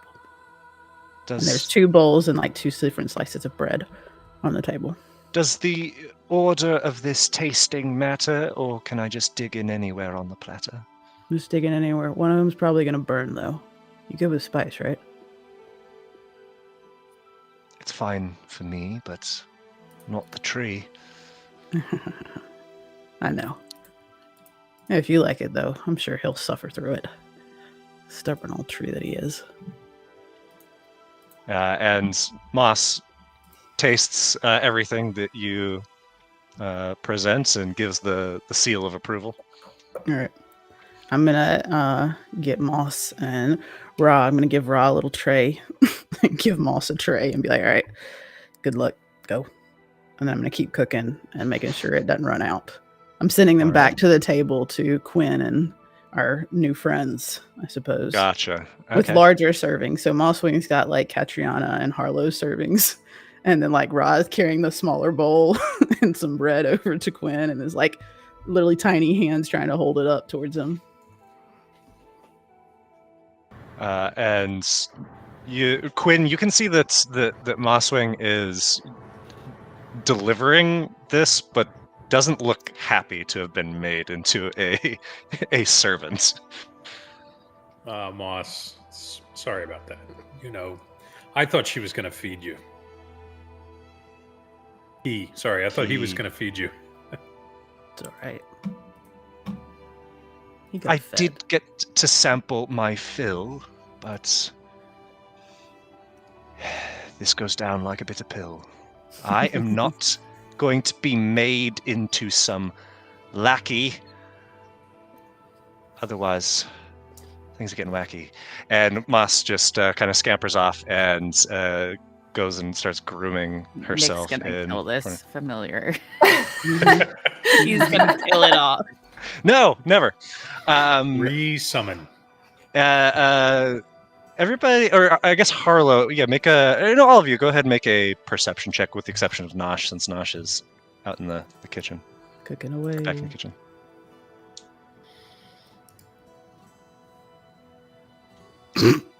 Matching dice is so dumb. Nice. Terrible. Harlow, this is probably the first time you've ever been in a bar, right? Yeah. Okay. Maybe. And so, the first time you remember, right? Yeah. And you're not sure like what's normal and what's not yet, but there is something that does stand out to you, and it's that you're being scrutinized. There is a set of eyes that are peeking above the back of a chair and just narrowed in your direction. And as you notice and lock eyes, they dip back behind the chair. So at this point, I have taken my helm off. I still have my mask on. Okay. And I just kind of stand up so that I can see over the chair. And I just point. And you see behind the chair is a small individual, smaller than Quinn even, and they have very glittery, pale blue-white skin, frosty blue eyes, and are staring at you with a notepad and a pen in their hand. And as you have come into her space, she sits up straight and she says, "I have some questions for you." Okay. Who are you? And where were you during the Lantern Festival? During the lighting of the lanterns, go. What's it your business for? You don't know who I am? Never heard of you. I've never heard of you, that's why I asked you. Mm. It's my job to know. Obviously, you don't know if you're asking questions. That's what a journalist does. We get to the bottom of things. Don't you know anything? No. Well, let me start with this. My name's Frigidette Perkins, and I am going to work for the Frontier Dispatch. So, I think if I find the bright spark, and I find Isaac, then that's gonna pretty much guarantee that I get the job. So My name is Harlow. May I call you Fridge for short? no, that's not a name. It's Frigidette. Harlow, can you spell that? Maybe. Not good with spelling? I'm gonna look and see what else is written on her notepad. There is a sketch of you and the others. There's like on you can see the back of the page that was flipped prior. You can see a tangled web of lines and circles and names. Some of them are crossed out. Does she seem like a child, or is she? Oh, Just, yeah, absolutely. 100%. Do you have parents? Yeah? Do you have parents? No. Orphan? That's my mom up there. And she points to the snow veteran that is continuing to play. You've probably heard of her? Jewel? I mean, you know Jewel, right? Crooked teeth? Sure. She's a little self-conscious about it, but yeah. Sure. So, who are you? You're Harlow. You Yes. are an orphan. You cannot spell. What else do I need to know about you? I think that's about all. Where were you when Bryce Bark went missing? I was in the center. When was the last time that you saw Isaac Ironbark? I have never seen Isaac A likely Ironbark. story. Can anybody back that up? The entire table can. The entire table. Let me talk to the table. And she bends down and she goes to the wood of the table and says, "Is any of this real? Is any of this true? No comments." And just like looking accusatorily to all of you. This is all very suspicious. I'm writing it all down, and I want you to know you're officially my prime suspects. Sorry, who are you? Her name is Tell her. Ridge.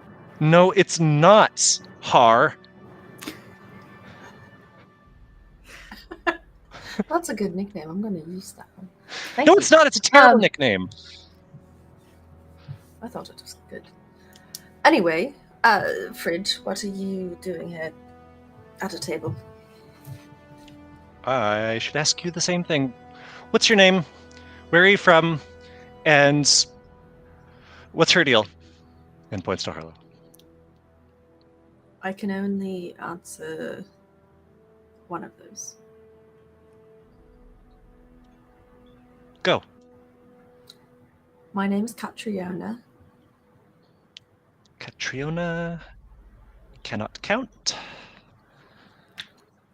I said 3 things, and you give me 1. I did Obstinate. warn you ahead of time, at least. Yeah. Were you there when it happened?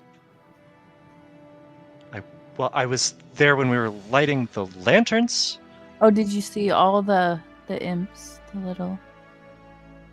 Well, as soon as that started happening, Oh, so you took didn't see me us. away. That's why I'm asking questions. So, Okay. what can you tell me? What else did you see? Because maybe you saw something that we didn't. I saw that there was an explosion. Mm-hmm. Then there was fire. Did and then you there was see smoke?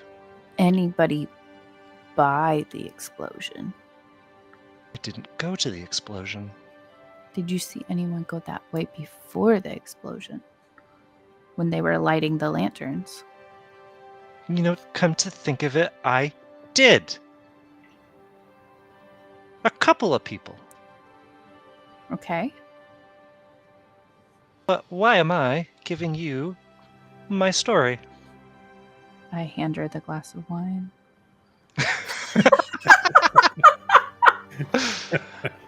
My mom says that alcohol makes people do stupid things. So, no thank you. Yeah, maybe not, Harlow. Oh. Yeah. You gave it to me, so I figured it was okay to. Well, that's a good point. I don't. That's fair, and Catriona takes it, and it's just holding both drinks now. Frigidette, do you want to play a game? Hmm. Do I He's look like a child? He is 49. Just so you know. I wanted to see how good your memory was. If I made a picture of the people you saw, could you actually make it look like they look? You're going to show me a picture and then I make it look how they look? Yeah. So you tell him what to change. Tell me, like, if you saw someone near the stone, were they a man or a woman? a man.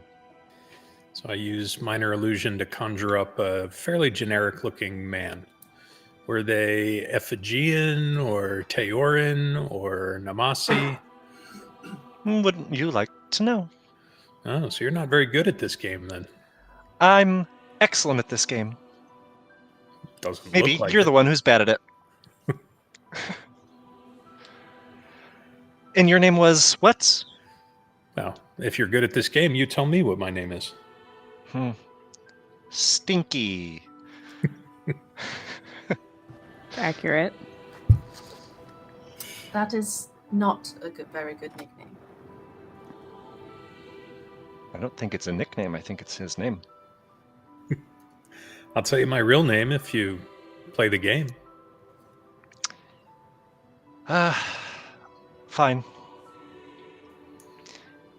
There were several people by the statue, because, it was the statue in the center of the plaza. There was, of course, Callion, the Ephigean. You know him. He's the keeper. Mm-hmm. There was that one woman. What's her name? You know her, right? The woman? The one with the squirrels? We know her. Yeah. Yes. Well, you said that you saw people going to Wagon Town when they were lighting lanterns. I saw someone moving in that direction, but it was kind of far away and it was pretty dark, so I didn't get a good look, but I definitely saw someone going that way. Were they a stonekin like me? They might have been. Were they tall or short? They weren't shrimpy, if that's what you mean, like stinky. Were they taller? Were they as tall as I am? But you're the tallest person I've ever seen, so no. So somewhere were they her Did they height? have Like, ears? I think so. Like, Doesn't everybody? Harlow points to her ears, and then she mimics like cat ears, like to see if like, maybe it was ears and a tail. Oh, here, let's do something, okay? Okay. Go to the far end. I Are you follow. just trying to get rid of us? And then she says, "No, you stinky. Go outside, and I'll tell you when to stop." I'm not actually leaving. So No, I'm gonna show you how stupid your questions are. Oh, because they were far away. Yes, they were far away. I saw a person. If I knew who I saw, then I would be talking to them right now, but I don't. So that's why I'm investigating, taking notes. I mean, just telling us the general shape of them. Can I see your notes? No. You can see my butt. Just kidding. That's gross. I'm going to Nice- use minor nice illusion snap. to make a very loud fart sound come from behind her. Can I Ah. snatch your notes? Who's stinky now? That wasn't me. Clearly That wasn't came me. from you. There would have been a clear puff of snow if it were me, and it wasn't. So it, haha, joke's on you. Anyway, who's that other one that you were with? The other short one. That's Nosh. Nosh is an amazing cook and is in the back right now making us dessert. Well, that's where I'm going then, stinky. I And don't think kittens Can are I- safe for children. Okay. Can I snatch her notes from her roll sleight of hand. and guide myself? Okay, so this is something that I'm going to establish from this point forward. If you are ever going to cast guidance, it can't be after a check is already called for, since it's not a reaction to cast it. So if you're trying to like do something like in the moment like this, then it's if it wasn't prepped, then we'll give it to you this one because I didn't establish this. But so yeah, go ahead and you can add the d4. Okay, with 14, she's gonna contest it. Oof. Yeah, you. I don't know why it's came up as Nosh. What But yeah, you is going on? snag the notepad That's a out of her hand. typical Nosh roll. So yeah, Hey! that tracks. Hey, Thanks. help! Are you Help! just playing keep Thief! away? with Thief! it? Okay. And some people start turning in this direction and staring at you all. Just start flipping through and looking. anything substantial. You see there is a, like one of the first pages that you get to, there is a name written in a heart. The name is Hewlin, Hulen, and then there is a bad poem that is written about Hewlin, very much like an ode. And there's like a little drawing of a little Vethran girl and an Ephigean, or not Ephigean, a Teoran boy holding hands. And as she sees that you're on this page, her face kind of darkens. It doesn't grow red, but and she's give it back. That's private, journalistic, investigative stuff. It's mine. It'll stay private if you just let me finish. And you like the music stops as she starts shouting out, and the server comes up to you and says, "Is everything okay? Are you? What are you doing with this with this child?" She wouldn't leave us alone. Oh, can you give her back her things, please? I'm almost done. She was writing things. Okay, but no, yeah, can you? And I'm just gonna, we don't need any issues. And Just, as like, she's nod trying to take it from you, Harlow. and not doing a great job of it. Harlow, as you continue to flip through, you see that there are like very surface level notes written about all of you, as well as many other patrons in the bar. You see that there is a page that has the name Isaac up at the top, and there are locations written on that page with only one of them crossed out, and that is the Crucible. So it looks like she did not get very far into her investigation. Okay, I'll hand it back. Just know that you've made yourself an enemy. And when I solve this, I'm not sharing even a single mark with you. And she scampers back off into the kitchen. Nosh, you are underway making what's at this moment? As both the stew and the soup and the last few loaves of bread that I threw together are cooking off, I've used some of the ingredients, which is very few. I've pulled a few out of my own pouch, and I'm throwing together some cake, just a little sweet treat. I let it out to cool, and I'm whipping together just some cream, sugar, and making a little whipped cream to go on top of it, and then I'm gonna slice it up and bring it out to my friends and acquaintances. As you turn to bring it out, you see this small veteran girl, and she says, "Frigidette Perkins, junior correspondent, future junior correspondent, Frontier Dispatch. I have some questions for you, but first of all, your friends are very rude. They steal things. Oh, yeah.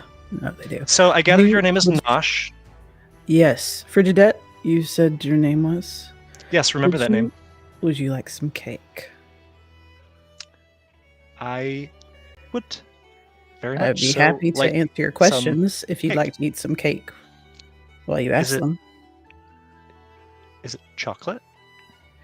No, originally the kitchen doesn't have any chocolate. It's fruity type cake. It's very delicious though. My Fruit younger cake. cousins really enjoyed it. Here, just take a nibble, and I slide one of the pieces over and set it near the edge with a little fork and set the tray down and just kind of lean my hip against the table, watching her take a bite and like waiting for her to tell me what she thinks of it. So she takes a small scoop with her fork and bites it very tentatively. Okay. Fruit cake it is. So, Nosh, why are you in Midhaven? Who is Stinky? And what's with this? What's with the thief? Why are you with thieves?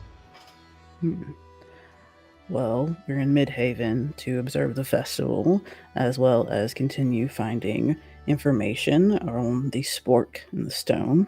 And Personally, I'm stealing hoping to spork and the see it. stone. Yeah, it's pretty cool, right? As far Tell as the me stealing bit more. goes, I don't know. I don't know if it's in steel, but Stinky, if I'm correct in assuming who that might be, has a nasty little habit. And I apologize for that. The spork and the stone's a legend. Great cook will pull the spork and the stone and be not only an amazing chef, but a mighty warrior. And it's somewhere within the wilds of First Fall. Don't know much, though, other than the basics of that. You haven't heard about it, have you? Gullible. That's fair. That's fair. So, when you're not sporking around, Nice. what can you tell me about the Teora? He seems like a liar. Are you talking about Quinn, Stinky, as you referenced him, the one at the Quinn! table? See, Quinn? What kind of name is Quinn? Stinky is a much better name. I think it's just his name. Where were you when Brightspark went missing? Did you see it? Who touched it? Why did you touch it? Where did you take it? Didn't take it, didn't touch it. Did see it when releasing my own wish lantern. Fought weird imp creatures, but did not see it taken as everything went dark, unfortunately, dear little one. Now, these cakes are still warm. I'd like to get them out to my friends for them to enjoy. Do you have any more questions, or am I free to go, little one? You are free to go for now, but I'll be watching you. That's fine. If you're ever hungry and would like something besides fruitcake, which you don't seem to like that much. No, let me it's know. fine. I'll just leave it here. Okay. No, yeah. I'll pick it So up I- or whatever, I guess. Like if I have to. No pressure. It's up to you. I'm going to go back out to join my friends and my acquaintances. It was wonderful meeting you, little one. And I'm going to just gently walk around her and grab Ra, sweep him up with the floor, and take the tray out to the table. And setting it down, I say, "So, hey, Stinky, you want some cake?" I would love some Told you it cake. was a good nickname. Hey, all right. Here you go, Moss. This big slice is all yours. Stinky, your little slice. Ladies, if you'd like to try some. Ra, you can have my keys. I'm not really hungry right now. Okay. And in an instant, it is gone. It's like just flame and it's gone. So I met a little reporter. You met Fridge. You mean Frigidette? Fridge. We're going with Fridge. The little girl with the notebook. Yeah, the little youngling with the notebook. Fridge is cute, but I don't think she particularly would probably like it. Of course, then again, she did refer to you as Stinky. I think it might stick. I can own that one. She definitely doesn't like you, or well, any of Hey, you. I didn't steal her notebook. Why did she then focus on saying you were the thief? Who stole the notebook? No one stole the notebook. She had the notebook, didn't she? Yeah, but when you take a kid's toy, even if you give it back, they'll still say you stole it. So I'm assuming that would be you then. So you're trusting a child? Children are very honest individuals. They're not prone to lie. But she's also just a child. It doesn't matter really what she says. She's not going to find the bright spark. Especially as she's here. And the bright spark is not going to be in some random tavern. I highly doubt. She did tell us she saw somebody leaving the festival. Many people were leaving the festival, but Well, like when? when we were lighting all the lanterns. That is odd. Definitely something to look into and see if we can find out some more clues. Well, you've all been fed and watered. Do we want to get some rest, or we want to go ahead and search at night and see what we can find? I wouldn't mind a rest. We walked all day to get here, and then it's been an eventful evening, so I don't think it's getting very far. I think it's time for us to take a little rest. All right. Well, did she say if the rooms would be here, or are we going to need to go somewhere else to grab a bed? I'm betting it was here. Because she really wanted to come here. You see that she is, being Orwin, is dancing with a small group of individuals over by the music. Did you want to go to East End tonight? I mean, if we're not too busy. It's not too late, is it? I don't think much is coming up here. I would like to go, yes. You're welcome to join us if you want. There's another bar in town that was recommended to you. I mean, sure. Probably have better ingredients than here. I don't know if I would count on that, but That's fair. That's fair. All right, let's go. Onward. Okay. You. what? Because old marks are the currency. What is that for?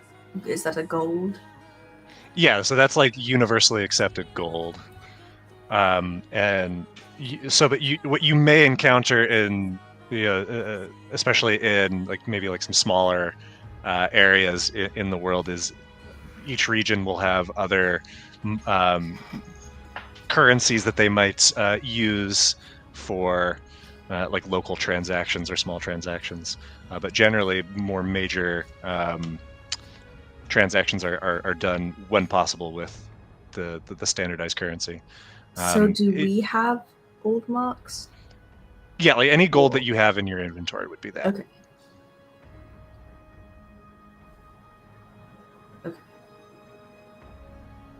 I want to give the server a gold mark. Okay.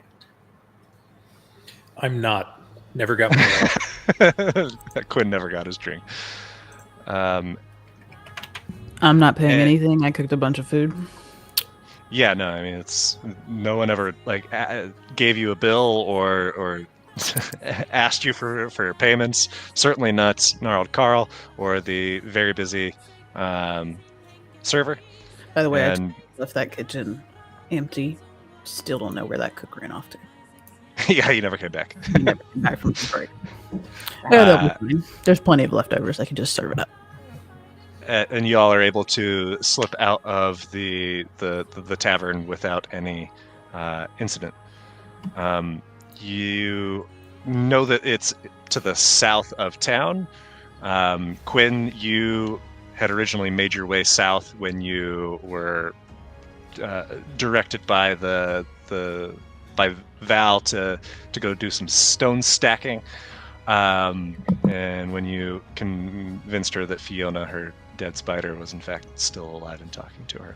So you at least know where the edge of the south end of town is, and it probably is not going to take you too long to find this establishment. Along the way, make a perception check. Everybody.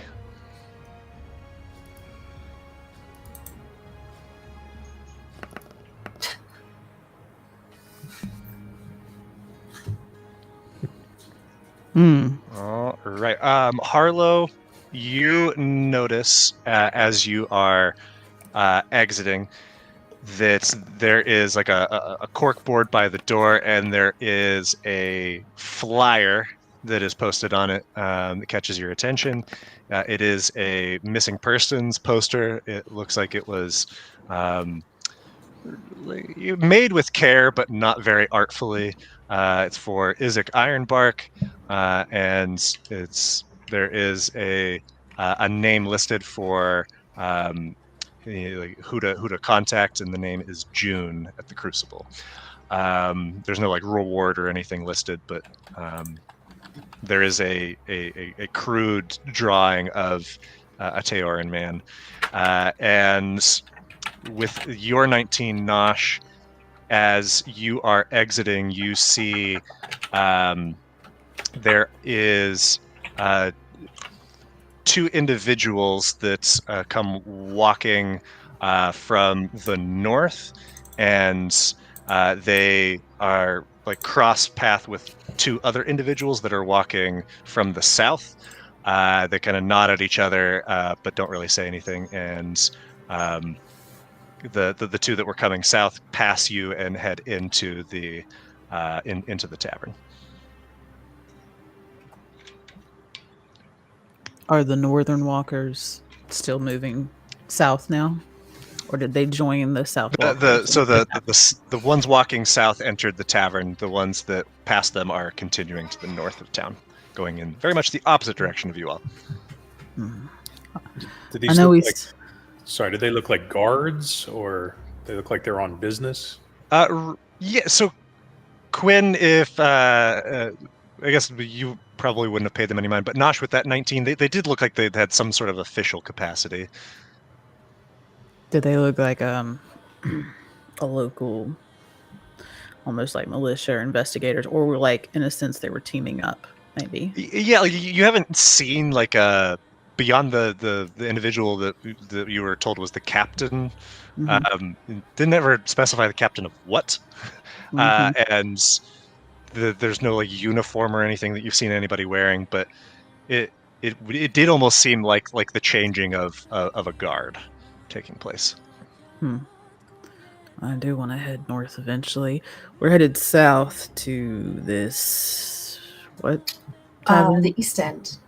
The East End. All right. Yes. I know we'll probably bunk down there just because it will get a bit later. I would like to head north tomorrow, though. Yeah, that looks a little odd. None of you guys have noticed any local changing of the guard, or know of anything besides that captain that we met that go around Midhaven keeping watch, I guess? You heard of anything?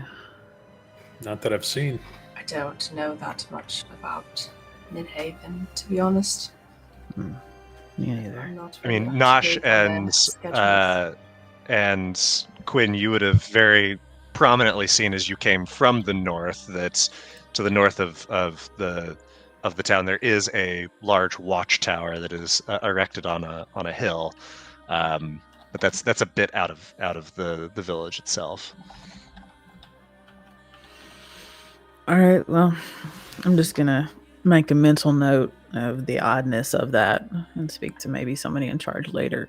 Lead the way, ladies. Where are we going? I will start looking for the bar. Okay. So this would be a good time for us to take another break, as we're at the 2nd hour mark. And then we'll jump back in at the East End.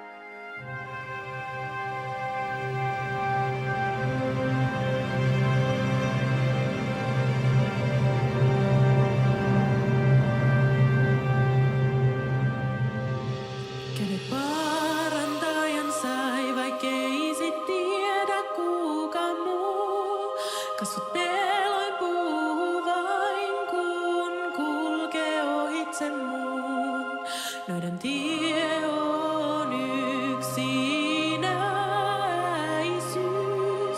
Kesken vieraiden silmäin on harvas lempeys.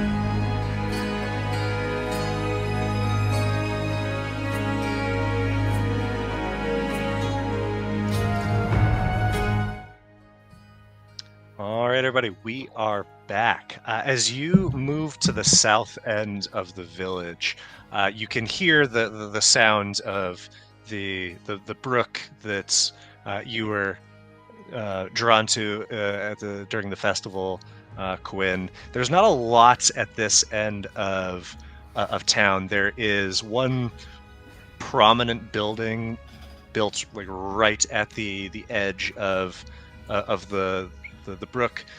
There are a couple of what look like houses, one of which looks a bit unlike the others in that it is very dilapidated, and then there is what can only be the east end, in that it is the one that is the most lit up from the inside, and from which you hear the sounds of jocularity and drinking and merrymaking. And if you're making your way into the tavern, it is in pretty stark contrast to the setup of the former barracks. It is lush and filled with all manner of plants. The organization seems to be purposeful, but kind of all over the place. There are like a stack of crates and barrels just in the very center of the room, with contents spilling out of them in neat, tidy piles, but not as regimented as the end of watch was. There are fewer patrons here. By a quick count, it looks like there's only about 11 people. Some of them are maybe staff. You don't see anybody behind the bar, and you don't see anybody serving drinks, but everybody has them. There's some individuals in the far corner that look like they're playing some sort of a game at a table. Maybe they're gambling, or you're not sure, but you keep hearing shouting coming from them. Some out of happiness, others seeming disappointed. There is a small table of Namasi that is close to the door, just kind of hunched over their drinks and talking about the festival and speculation of what's going to happen in the likely event that no one finds this gem. What do you all want to do?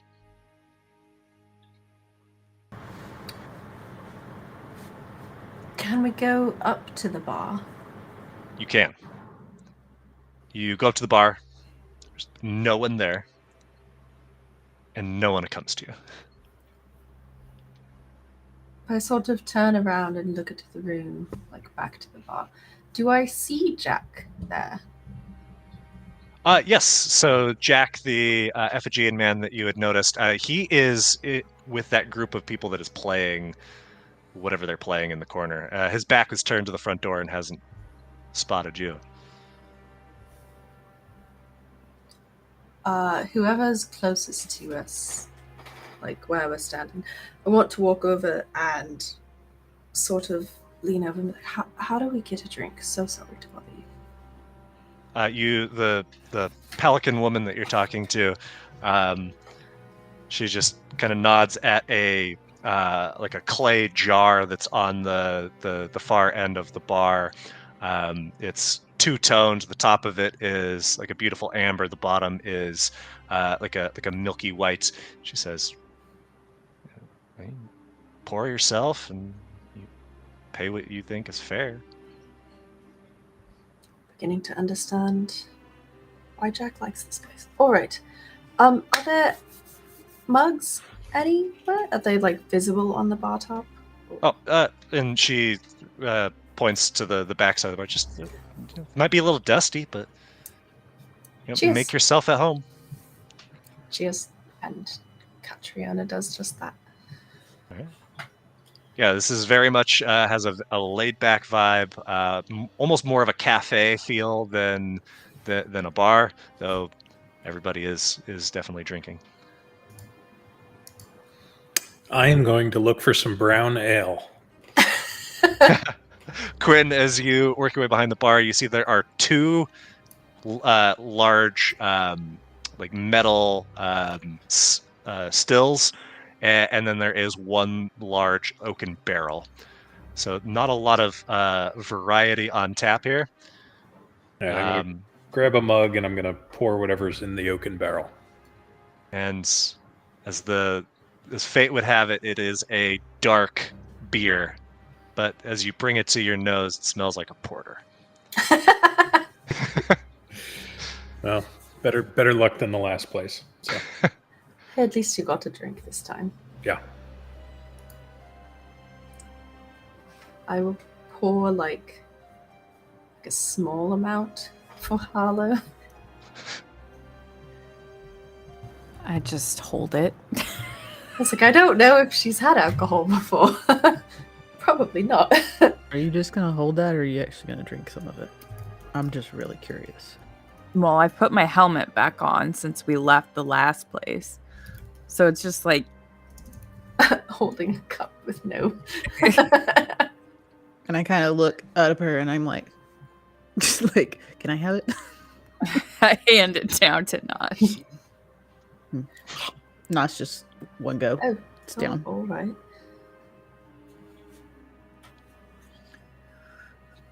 I'm gonna set my now empty Harlow's now empty glass on the bar, and walk over to the people playing game. Like, what you guys playing? Mind if I watch? They turn to look at you and say, yeah, you a fan? You play Blocksters? Fortunately, never heard of that. Would love to watch. Oh, you're in for a it. treat. I mean, hell, you could even jump in if you want. And you see that they're at the table. It's like a round stone table, and the four individuals around it all have what they look like just like little stone figurines carved in the shape of various creatures. One looks like a bird of sorts, another some large feline, and they position them on the table, and they take one of the individuals takes a flat red stone and sets it in the center of the table, and as they do, lines begin to glow from that center point, hit the four little figurines, and they animate, and they begin charging toward one another, and begin to battle. The individuals that are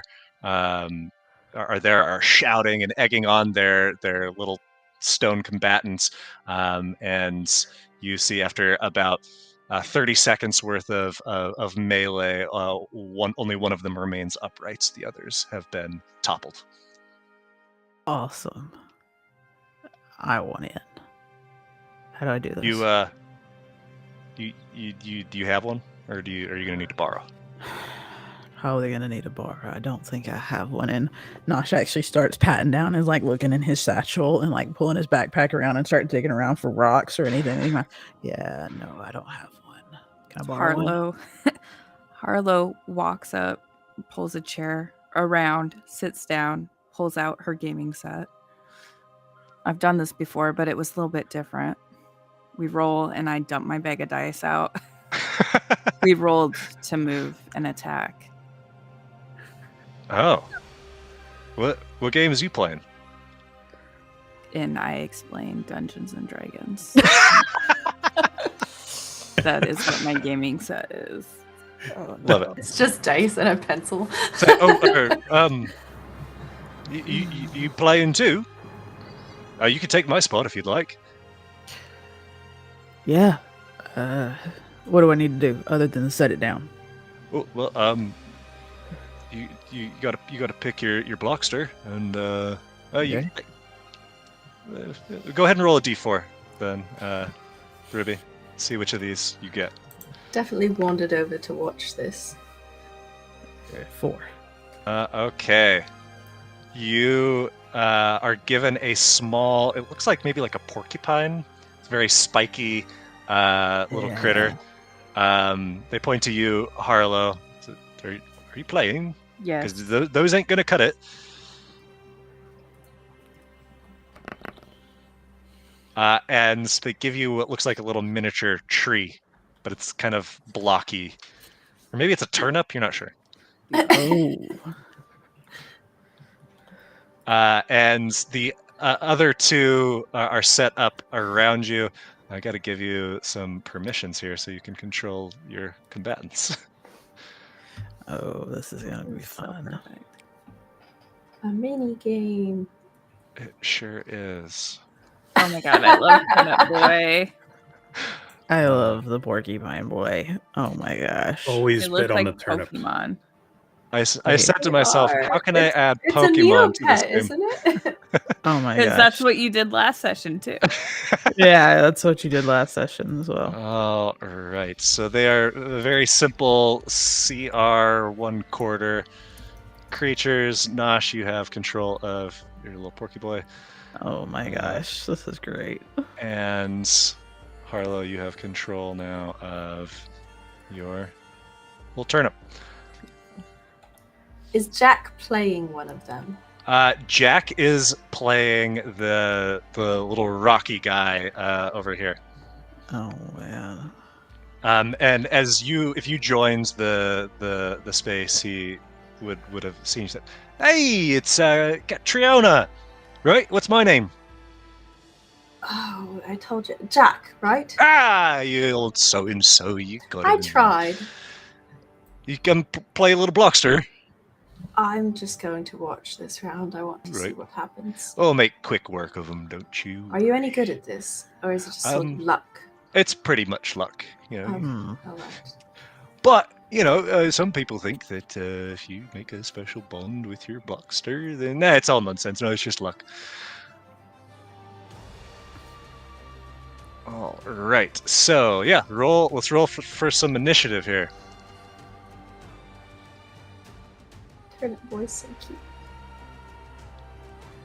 All right. As the little animating gem is plopped down into the center of the table, this mermaid-esque siren is going to act first, Oh my and gosh.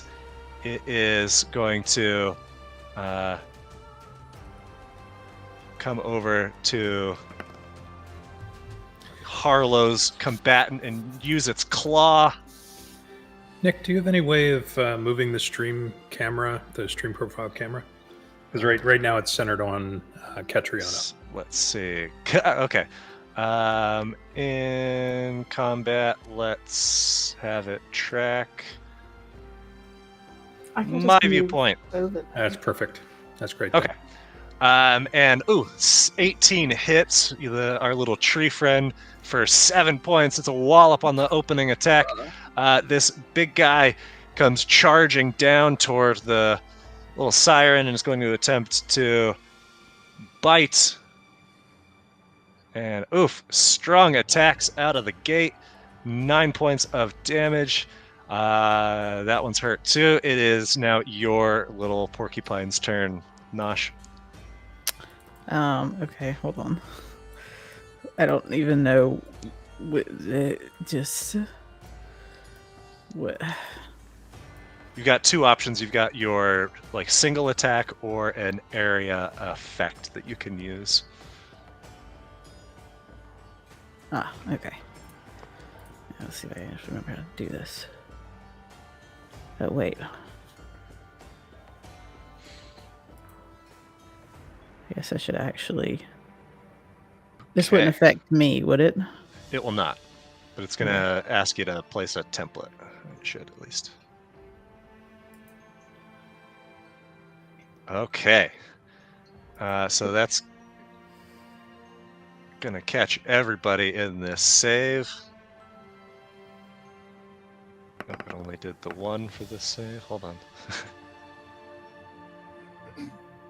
Is it not centered on Ooh, yeah, it should actually be. Let's see. So the that would little be. guy? Oh, yeah, that's enough to still get everybody. So I'll just roll those saves manually because it's not rolling for some reason. Do you want me to click on it? Sure. See if that.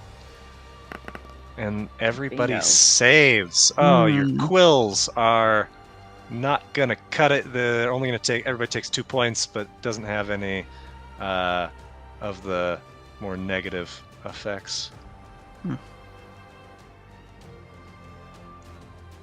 And then it is your turn, Taproot. What you doing?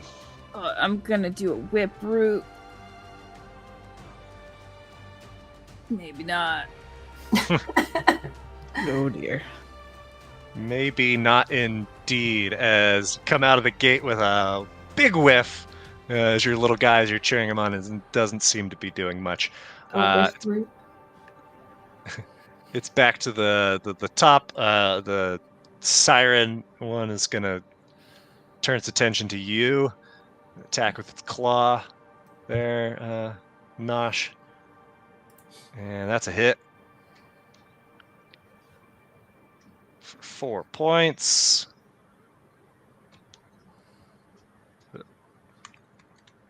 Then it is back to the Rocky Boy that you also attacked. They're turning their attention to you. It's going to jump and try to land its back right on top of your little porcupine. Little hedgehog. It's going to be another 3 points of damage. You're starting to get hurt. Mm-hmm. Or your Rocky Boy is, at least. It's your turn. Okay. You know what? Let's just do another Shatter Quill, because the Electro Dart is a long range one, right? It does. Okay. Same damage.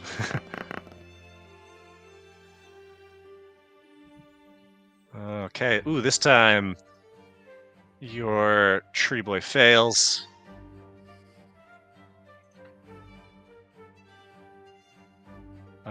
As does the Rocky Boy. So you are very hurt. You're only got 1 point of health left. Whereas the others are got a bit more life. Oh, what happened? Did I just kill you? Mm-hmm. You just Didn't mean killed to. the little guy. Little Taproot. Bring Taproot back. Bring Taproot back. How did that happen? I don't know how it disappeared. There we go. And it is your turn, Taproot. Yeah, I can't do my other thing, so I'm gonna have to whip root. Why is it? Oh, it's just rolling me back into ignition. I'm sorry. Who did you attack? Oh, there you go. Oh, there's the nat 20 on taking out this the little siren in Do I have, monstrous attack. I have movement, don't I? Yeah, you can move. Move the fuck away. Guy scampers away from the fray. Yeah, I don't know. 30 feet. Yeah, that's fine. There, that's perfect. It's then back to the you two. It gets to act first, Ruby. Mm-hmm. Tries to bite. Hits for 10, which puts you on death's door. The two of you have 1 point of health apiece. You and Taproot. It's your turn. What are you doing?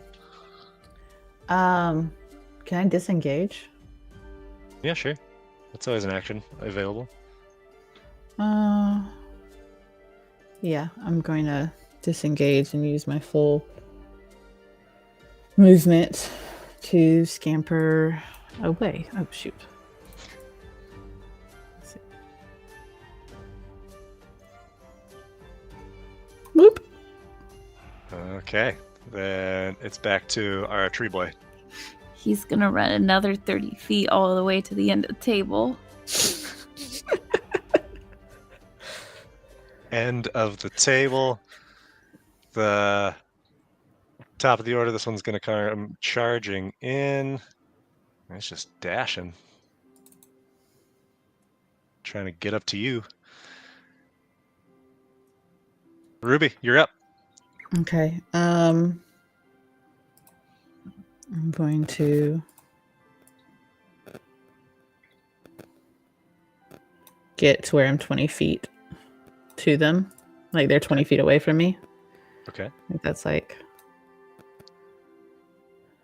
I'm a little further, but I couldn't go off the map.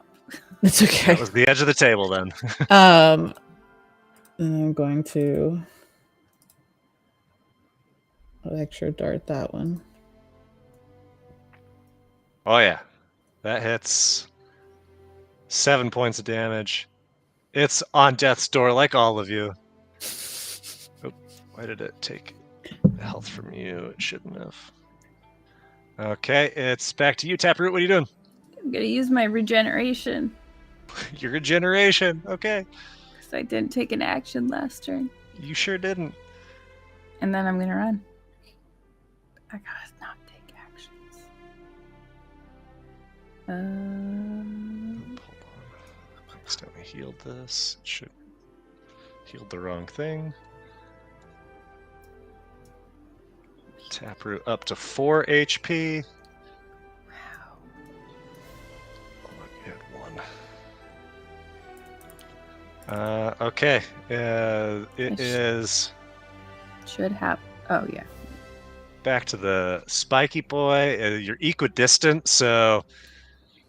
Well, I guess you're a little bit closer here, so it's going to come to you. And try to bite you.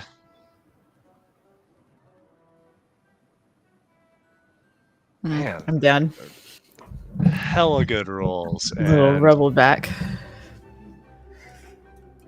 And you're gone. Takes the last little bit of movement to get back to this space.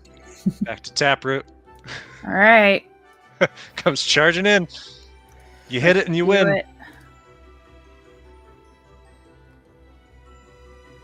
It had exactly 3 points of health left, and goes down, toppled over the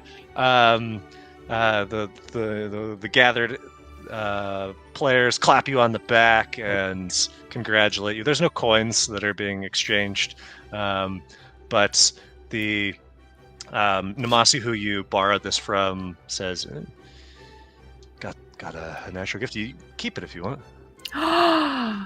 Oh, I put it in my gaming bag. Oh gosh. I've got like 4 more of them, so this one I always get duplicates. So, Well, you that have was a fun treat. your little Pokemon. Now I gotta collect them all. You gotta collect them all. All Harlow's gonna do the rest of the campaign. That's her Gotta arc. collect them all. Her story arc. Forget the rekindle. She's just collecting Pokemon now. You're right. I'm playing a game in a game. All right, that's all. Hell I'm yeah. doing. That's all the way it is. Play a game within a game. And there's a few more matches that are played. Eventually, the Blocksters are retired, and just conversation kind of flows freely. Jack's been striking up conversation with you, Catriona, just trying to figure out your story. And, I'm sure you told him as little or as much as you desire. But then conversation kind of naturally turns to the events from earlier today. It's relatively late at this point, probably close to midnight or a little beyond. And Jack asks you, y'all are new in town. You have any intention of tracking down the gem, or are you heading out in the morning to wherever you were heading prior to stopping here in our humble little town? I don't rightly know. I think we're looking for it right now. Well, not right now, but We like the but sound of the the other reward. ones want to look for it, I suppose. There's quite a few marks. That's for sure. I think we'll spend some time tomorrow seeing what we can dig up. Do you have any theories? I was talking to Milo, and she said that she swears that Captain weren't there when, everything popped off. And come to think of it, I don't remember seeing him there in the plaza. Which is strange, like, because if anyone were to need to be there outside of the keeper, it'd be Captain Tennille, wouldn't it? You mean when it was stolen? He wasn't there. Yeah, I mean when there was the explosion and all that, and when it went missing, I didn't see. wonder Did what any he of you was- see him? Is he the one that was looking through the caravan after? Well, I don't know. I wasn't. I'll Back there? describe the captain effigy. Here, and whistle. I'll create a little illusion of him. Oh, yep, that's the very spit. Well, that's a handy trick. That is handy. Can you do an a me? I can. And so I'll make an exact duplicate of his head, but growing out of the side of his face. Oh, that's a neat trick. Could you teach me that? Maybe. I don't know. Have you ever done magic? Nope. Well, then Can't no. be that hard though, can it? It's a little difficult. All right. Well, if ever you got some free time, I wonder why Captain was out at the caravans then. Why was he not there? well, it seems awful suspicious to me. But what do I know? I'm just old Jack. Hey Jack, how long has Ironbark been missing? I mean, officially, I think it's been about 3 days, but I don't know when the last time anyone would have seen him. I know I don't normally have occasion to see him. He kind of keeps to himself up there, busy at the Crucible. Doesn't make it down to the East End very often, which is where I'm most likely to be in the evenings. So I don't know. At least that long, maybe longer.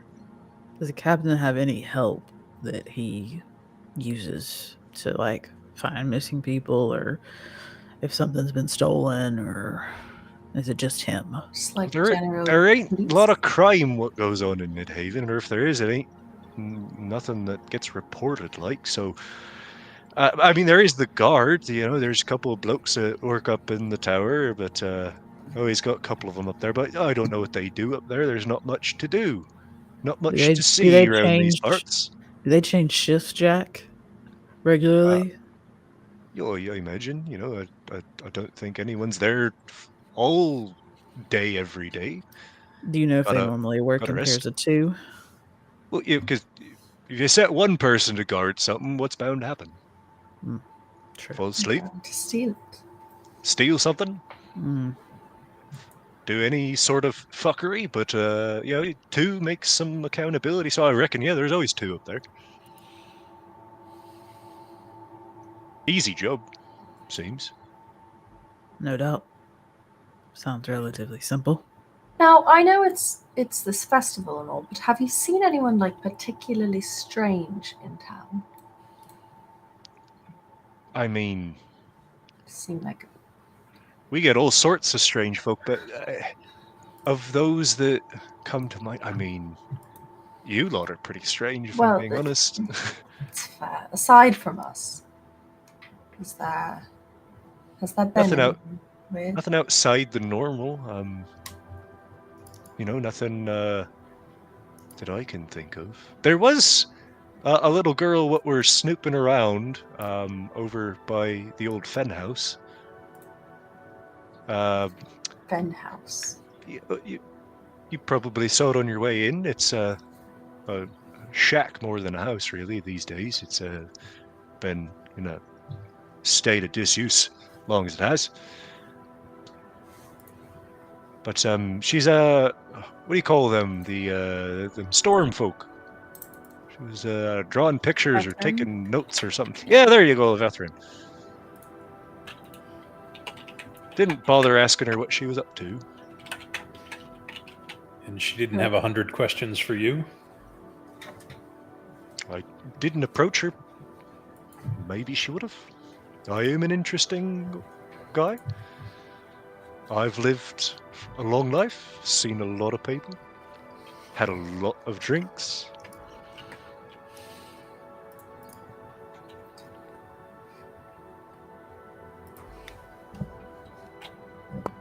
Perhaps tomorrow we should go look over there.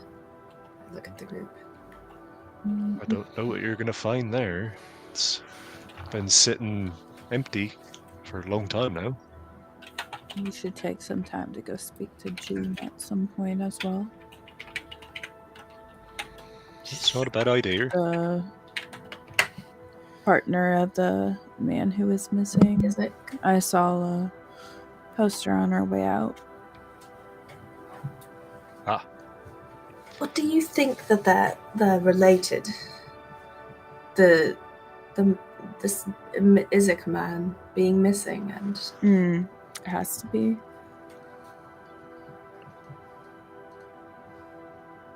what about the other fellow who blew himself up?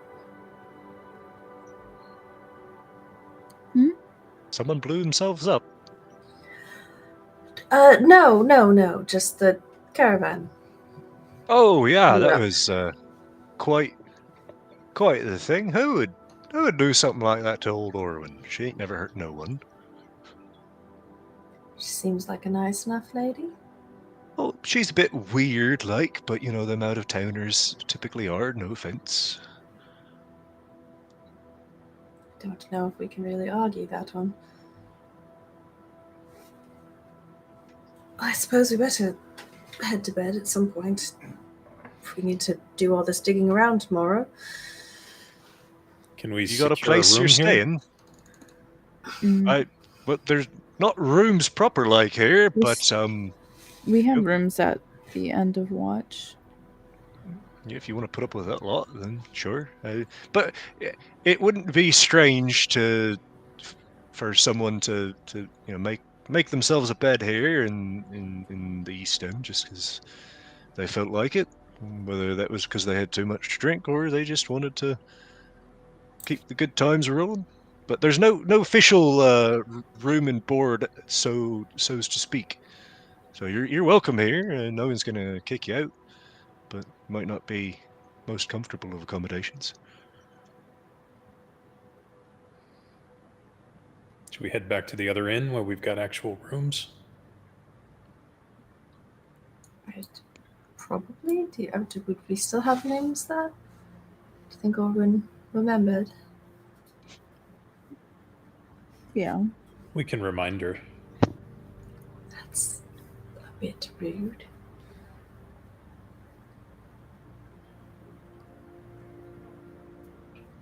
How late is it? Is it like 2 By in the this point, morning? like 1 or 2 in the morning. Might as well just crash here. You feel safe here? Do you not? So, crashing here, is it actually a room with a door? No. Right.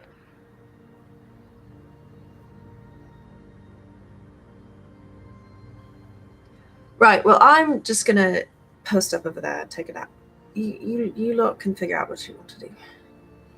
Katrina just goes, leans against a wall, I feel like a closes her eyes. door might be helpful. Yeah, I'm gonna go ahead and head on back to where we had some rooms and get some rest. So, I'm going to head out with Nosh. Arlo, y'all are Yeah. you and Catriona are welcome to join us at the room.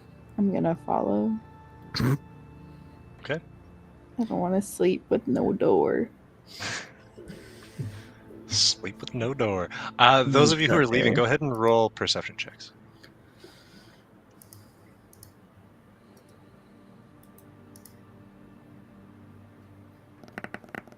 I am tired. Quinn is more tired. Harlow has Harlow- only gotten 19s on perception. Jeez, Arlo. Ever perceptive? I mean, you have to be perceptive when everything is as new as it is for you. As the others are just sort of trudging their way back to the north and the east, for whatever reason, turn your heads further south, and you see that there is, in the distance, you're not sure how far away it is because you're not sure how big it is, but there is a light glowing and pulsing somewhere in the woods. I'm gonna do a quick walk back to the east end. Cat. There's a light in the woods. They went back to the inn, but there's a light in the woods. Is this a code for something? What? Where in the woods out there? Okay. Yep. All right, we're not sleeping. Let's go. Take off running. Yep. Just follow Quinn, after her. Nosh, you make it to the end of watch, and you notice that it's just the two of you now. I could have sworn she was just here. You'd think somebody that big would be able to keep track of her. I mean, really, honestly, it's a little weird. Where on earth did they go? I don't know. It's been a day. What do you think? Should we go get some rest? I would appreciate some rest, but I'd prefer some sleep, truthfully. What do you think? Should we go back down to south and look for her? Why don't I send Moss to go see what she can find out? If it looks like they need some assistance, then maybe we go, but let's at least secure ourselves a room. All right, sounds fair.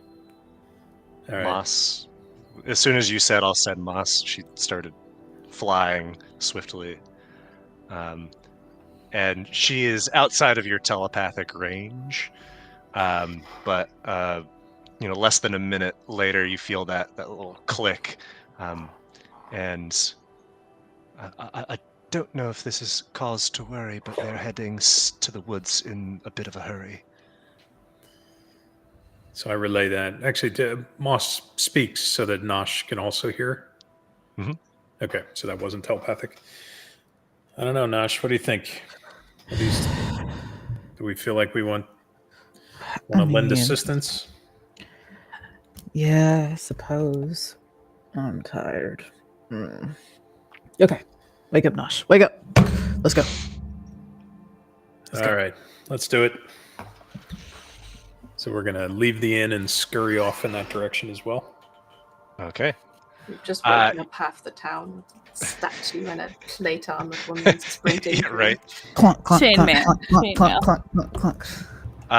As the two of you draw closer, Harlow and Catriona, like chasing down this light, moving with no attempts to be like quiet or anything, just trudging through. The Midhaven lies behind you. You're a good quarter mile out of town by this point. And then half a mile, and you see in the woods ahead of you, the light is growing close. It's like a pulsing orange, sort of like just shimmering lights. It's kind of rippling with waves, and after a moment, you reach a small clearing, and I will activate that. Nosh and the others, you are still behind, but I'm going to put you on the map so you can at least see. How far away would you say we would be? Like 40 feet, 50 feet? You're like probably a good 100 yards still at this point. 100 yards away. Considering they got quite back. the jump on you, yeah. Is it glowing the same as the bright star? Like the same color? You are like within like range of seeing this more clearly. It doesn't look like it's quite the same, no, but it is something glowing. And if you're not mistaken, it looks like there's like a pool or a pond, and it seems like it's coming from that space. There's as far as you can tell, no one around. It's just the two of you As we and the glowing get light. closer, Catriona would sort of kick into like checking for ambushes, checking for traps, making a wide approach, like defensive training, but not just Okay. walking straight up to the shiny thing. Fair. And having slowed down, really carefully observing the area, you do hear coming from behind you to the north the very obvious signs of some individuals running in your direction. But as you turn, you would see that it is the two that went off to the hotel ahead of you. A wild Nosh and Quinn joined the party. Roll for initiative. Hey, let's fucking go. All right. I'm going to send Moss up to the treetops to do a little scouting. Okay. Hey, what are you guys doing here? You ran off very quickly without saying anything. Yes. You said nothing to what you were doing or where you were going. You left the Right. building. Should I'm talking to her, asking her why she didn't like turn around or like grab one of us and say, "Hey, there's a light." As I gesture to the light in the woods that we see, I'm gonna go there. why should I? Because we're all searching for the same thing, and we've Quinn. kind of been hanging out. Quinn, I see something in the lake, but what it is I cannot quite make out.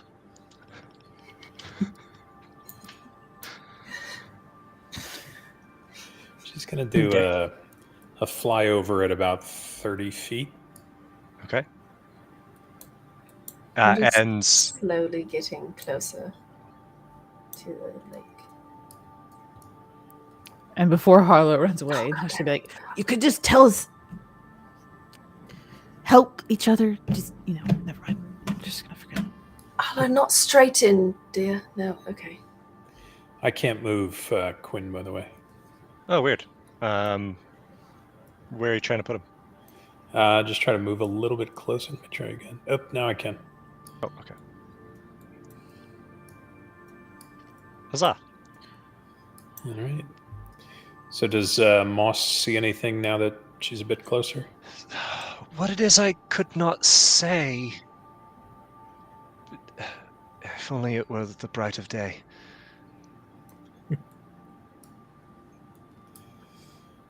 It's gonna give you every time. It looks orange. Can you rhyme something with that? Oh, Gwen, you dirty little boy. What am Oh, I, no. just your rhyming toy? God damn. Nosh is gonna yell out, "Moss, Moss," and like kind of motion from the base of this tree down here to get Moss to come over. And Moss obliges. Here. And I'm gonna like grab Ra really quick and like hold up Ra to like put on top of Moss. Like, Ra will illuminate and you can take a look. Are you good at swimming, or do stones sink? No, not so much with swimming. I mean, I guess I can. I'm not. Just walk across the bottom. Does she I require just kind of breathing? walk. No, I could just walk into the water. Yeah. So- How deep does the water look? The water doesn't look particularly deep, but it is kind of murky. So, like, you can see that it, like the first few feet in front of you look like they're just, maybe like 6 or 8 inches deep. But it's hard to tell from there. But it looks like the light is glowing from like a good 6 or 7 feet down, at the center of this. So if Moss wants to take Ra with him, Ra will illuminate, like on Mosswing's back, the little edit of the area when they're over the water. And everybody, I guess, is... Oops, I did the wrong thing. Feel free to, if you want to, make some perception checks to see, do you notice anything else? Hot damn. Perceiving everything. Harlow. Jeez, Harlow. Stop it. That's that what was- clerics do. They see things. That was Moss. Sorry. One more. There we go. So Quinn, you and Moss would... Oh, so many perceptions.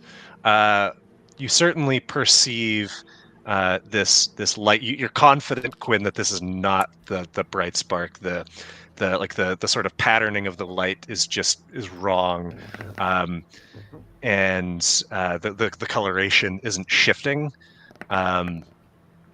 You, with your 21 Catriona, and with those nat 20s, there's something else that's just like peeking out of the water on the far ends. And Catriona, from this distance, you're not quite sure what it is, but Harlow, with that nat 20, you are confident that it is a hand sticking up out of the water. Inert, but a hand. Like a dead And- hand. It could be dead. It's certainly stationary. Like a statue hand? Or like a blacksmith's hand. We're at like Let's just keep going, guys. Keep naming Ogre. random hands. We'll see what happens. Kind of on like the far okay, end. yeah, right there. I will just circle around. I think I'm going to have Moss. Well, Moss wouldn't know about the hand, right? Correct. Can I stick my club into the water You to see if stick anything your happens? club into the water, and you see like the ripples kind of spread out across the surface of the water, and then in a swift, violent motion, there is a upheaval of water as a tremendous, glowing, luminous plant emerges, tendrils flailing about, whipping up toward Moss and Ra. Everybody roll initiative. All right, that makes sense.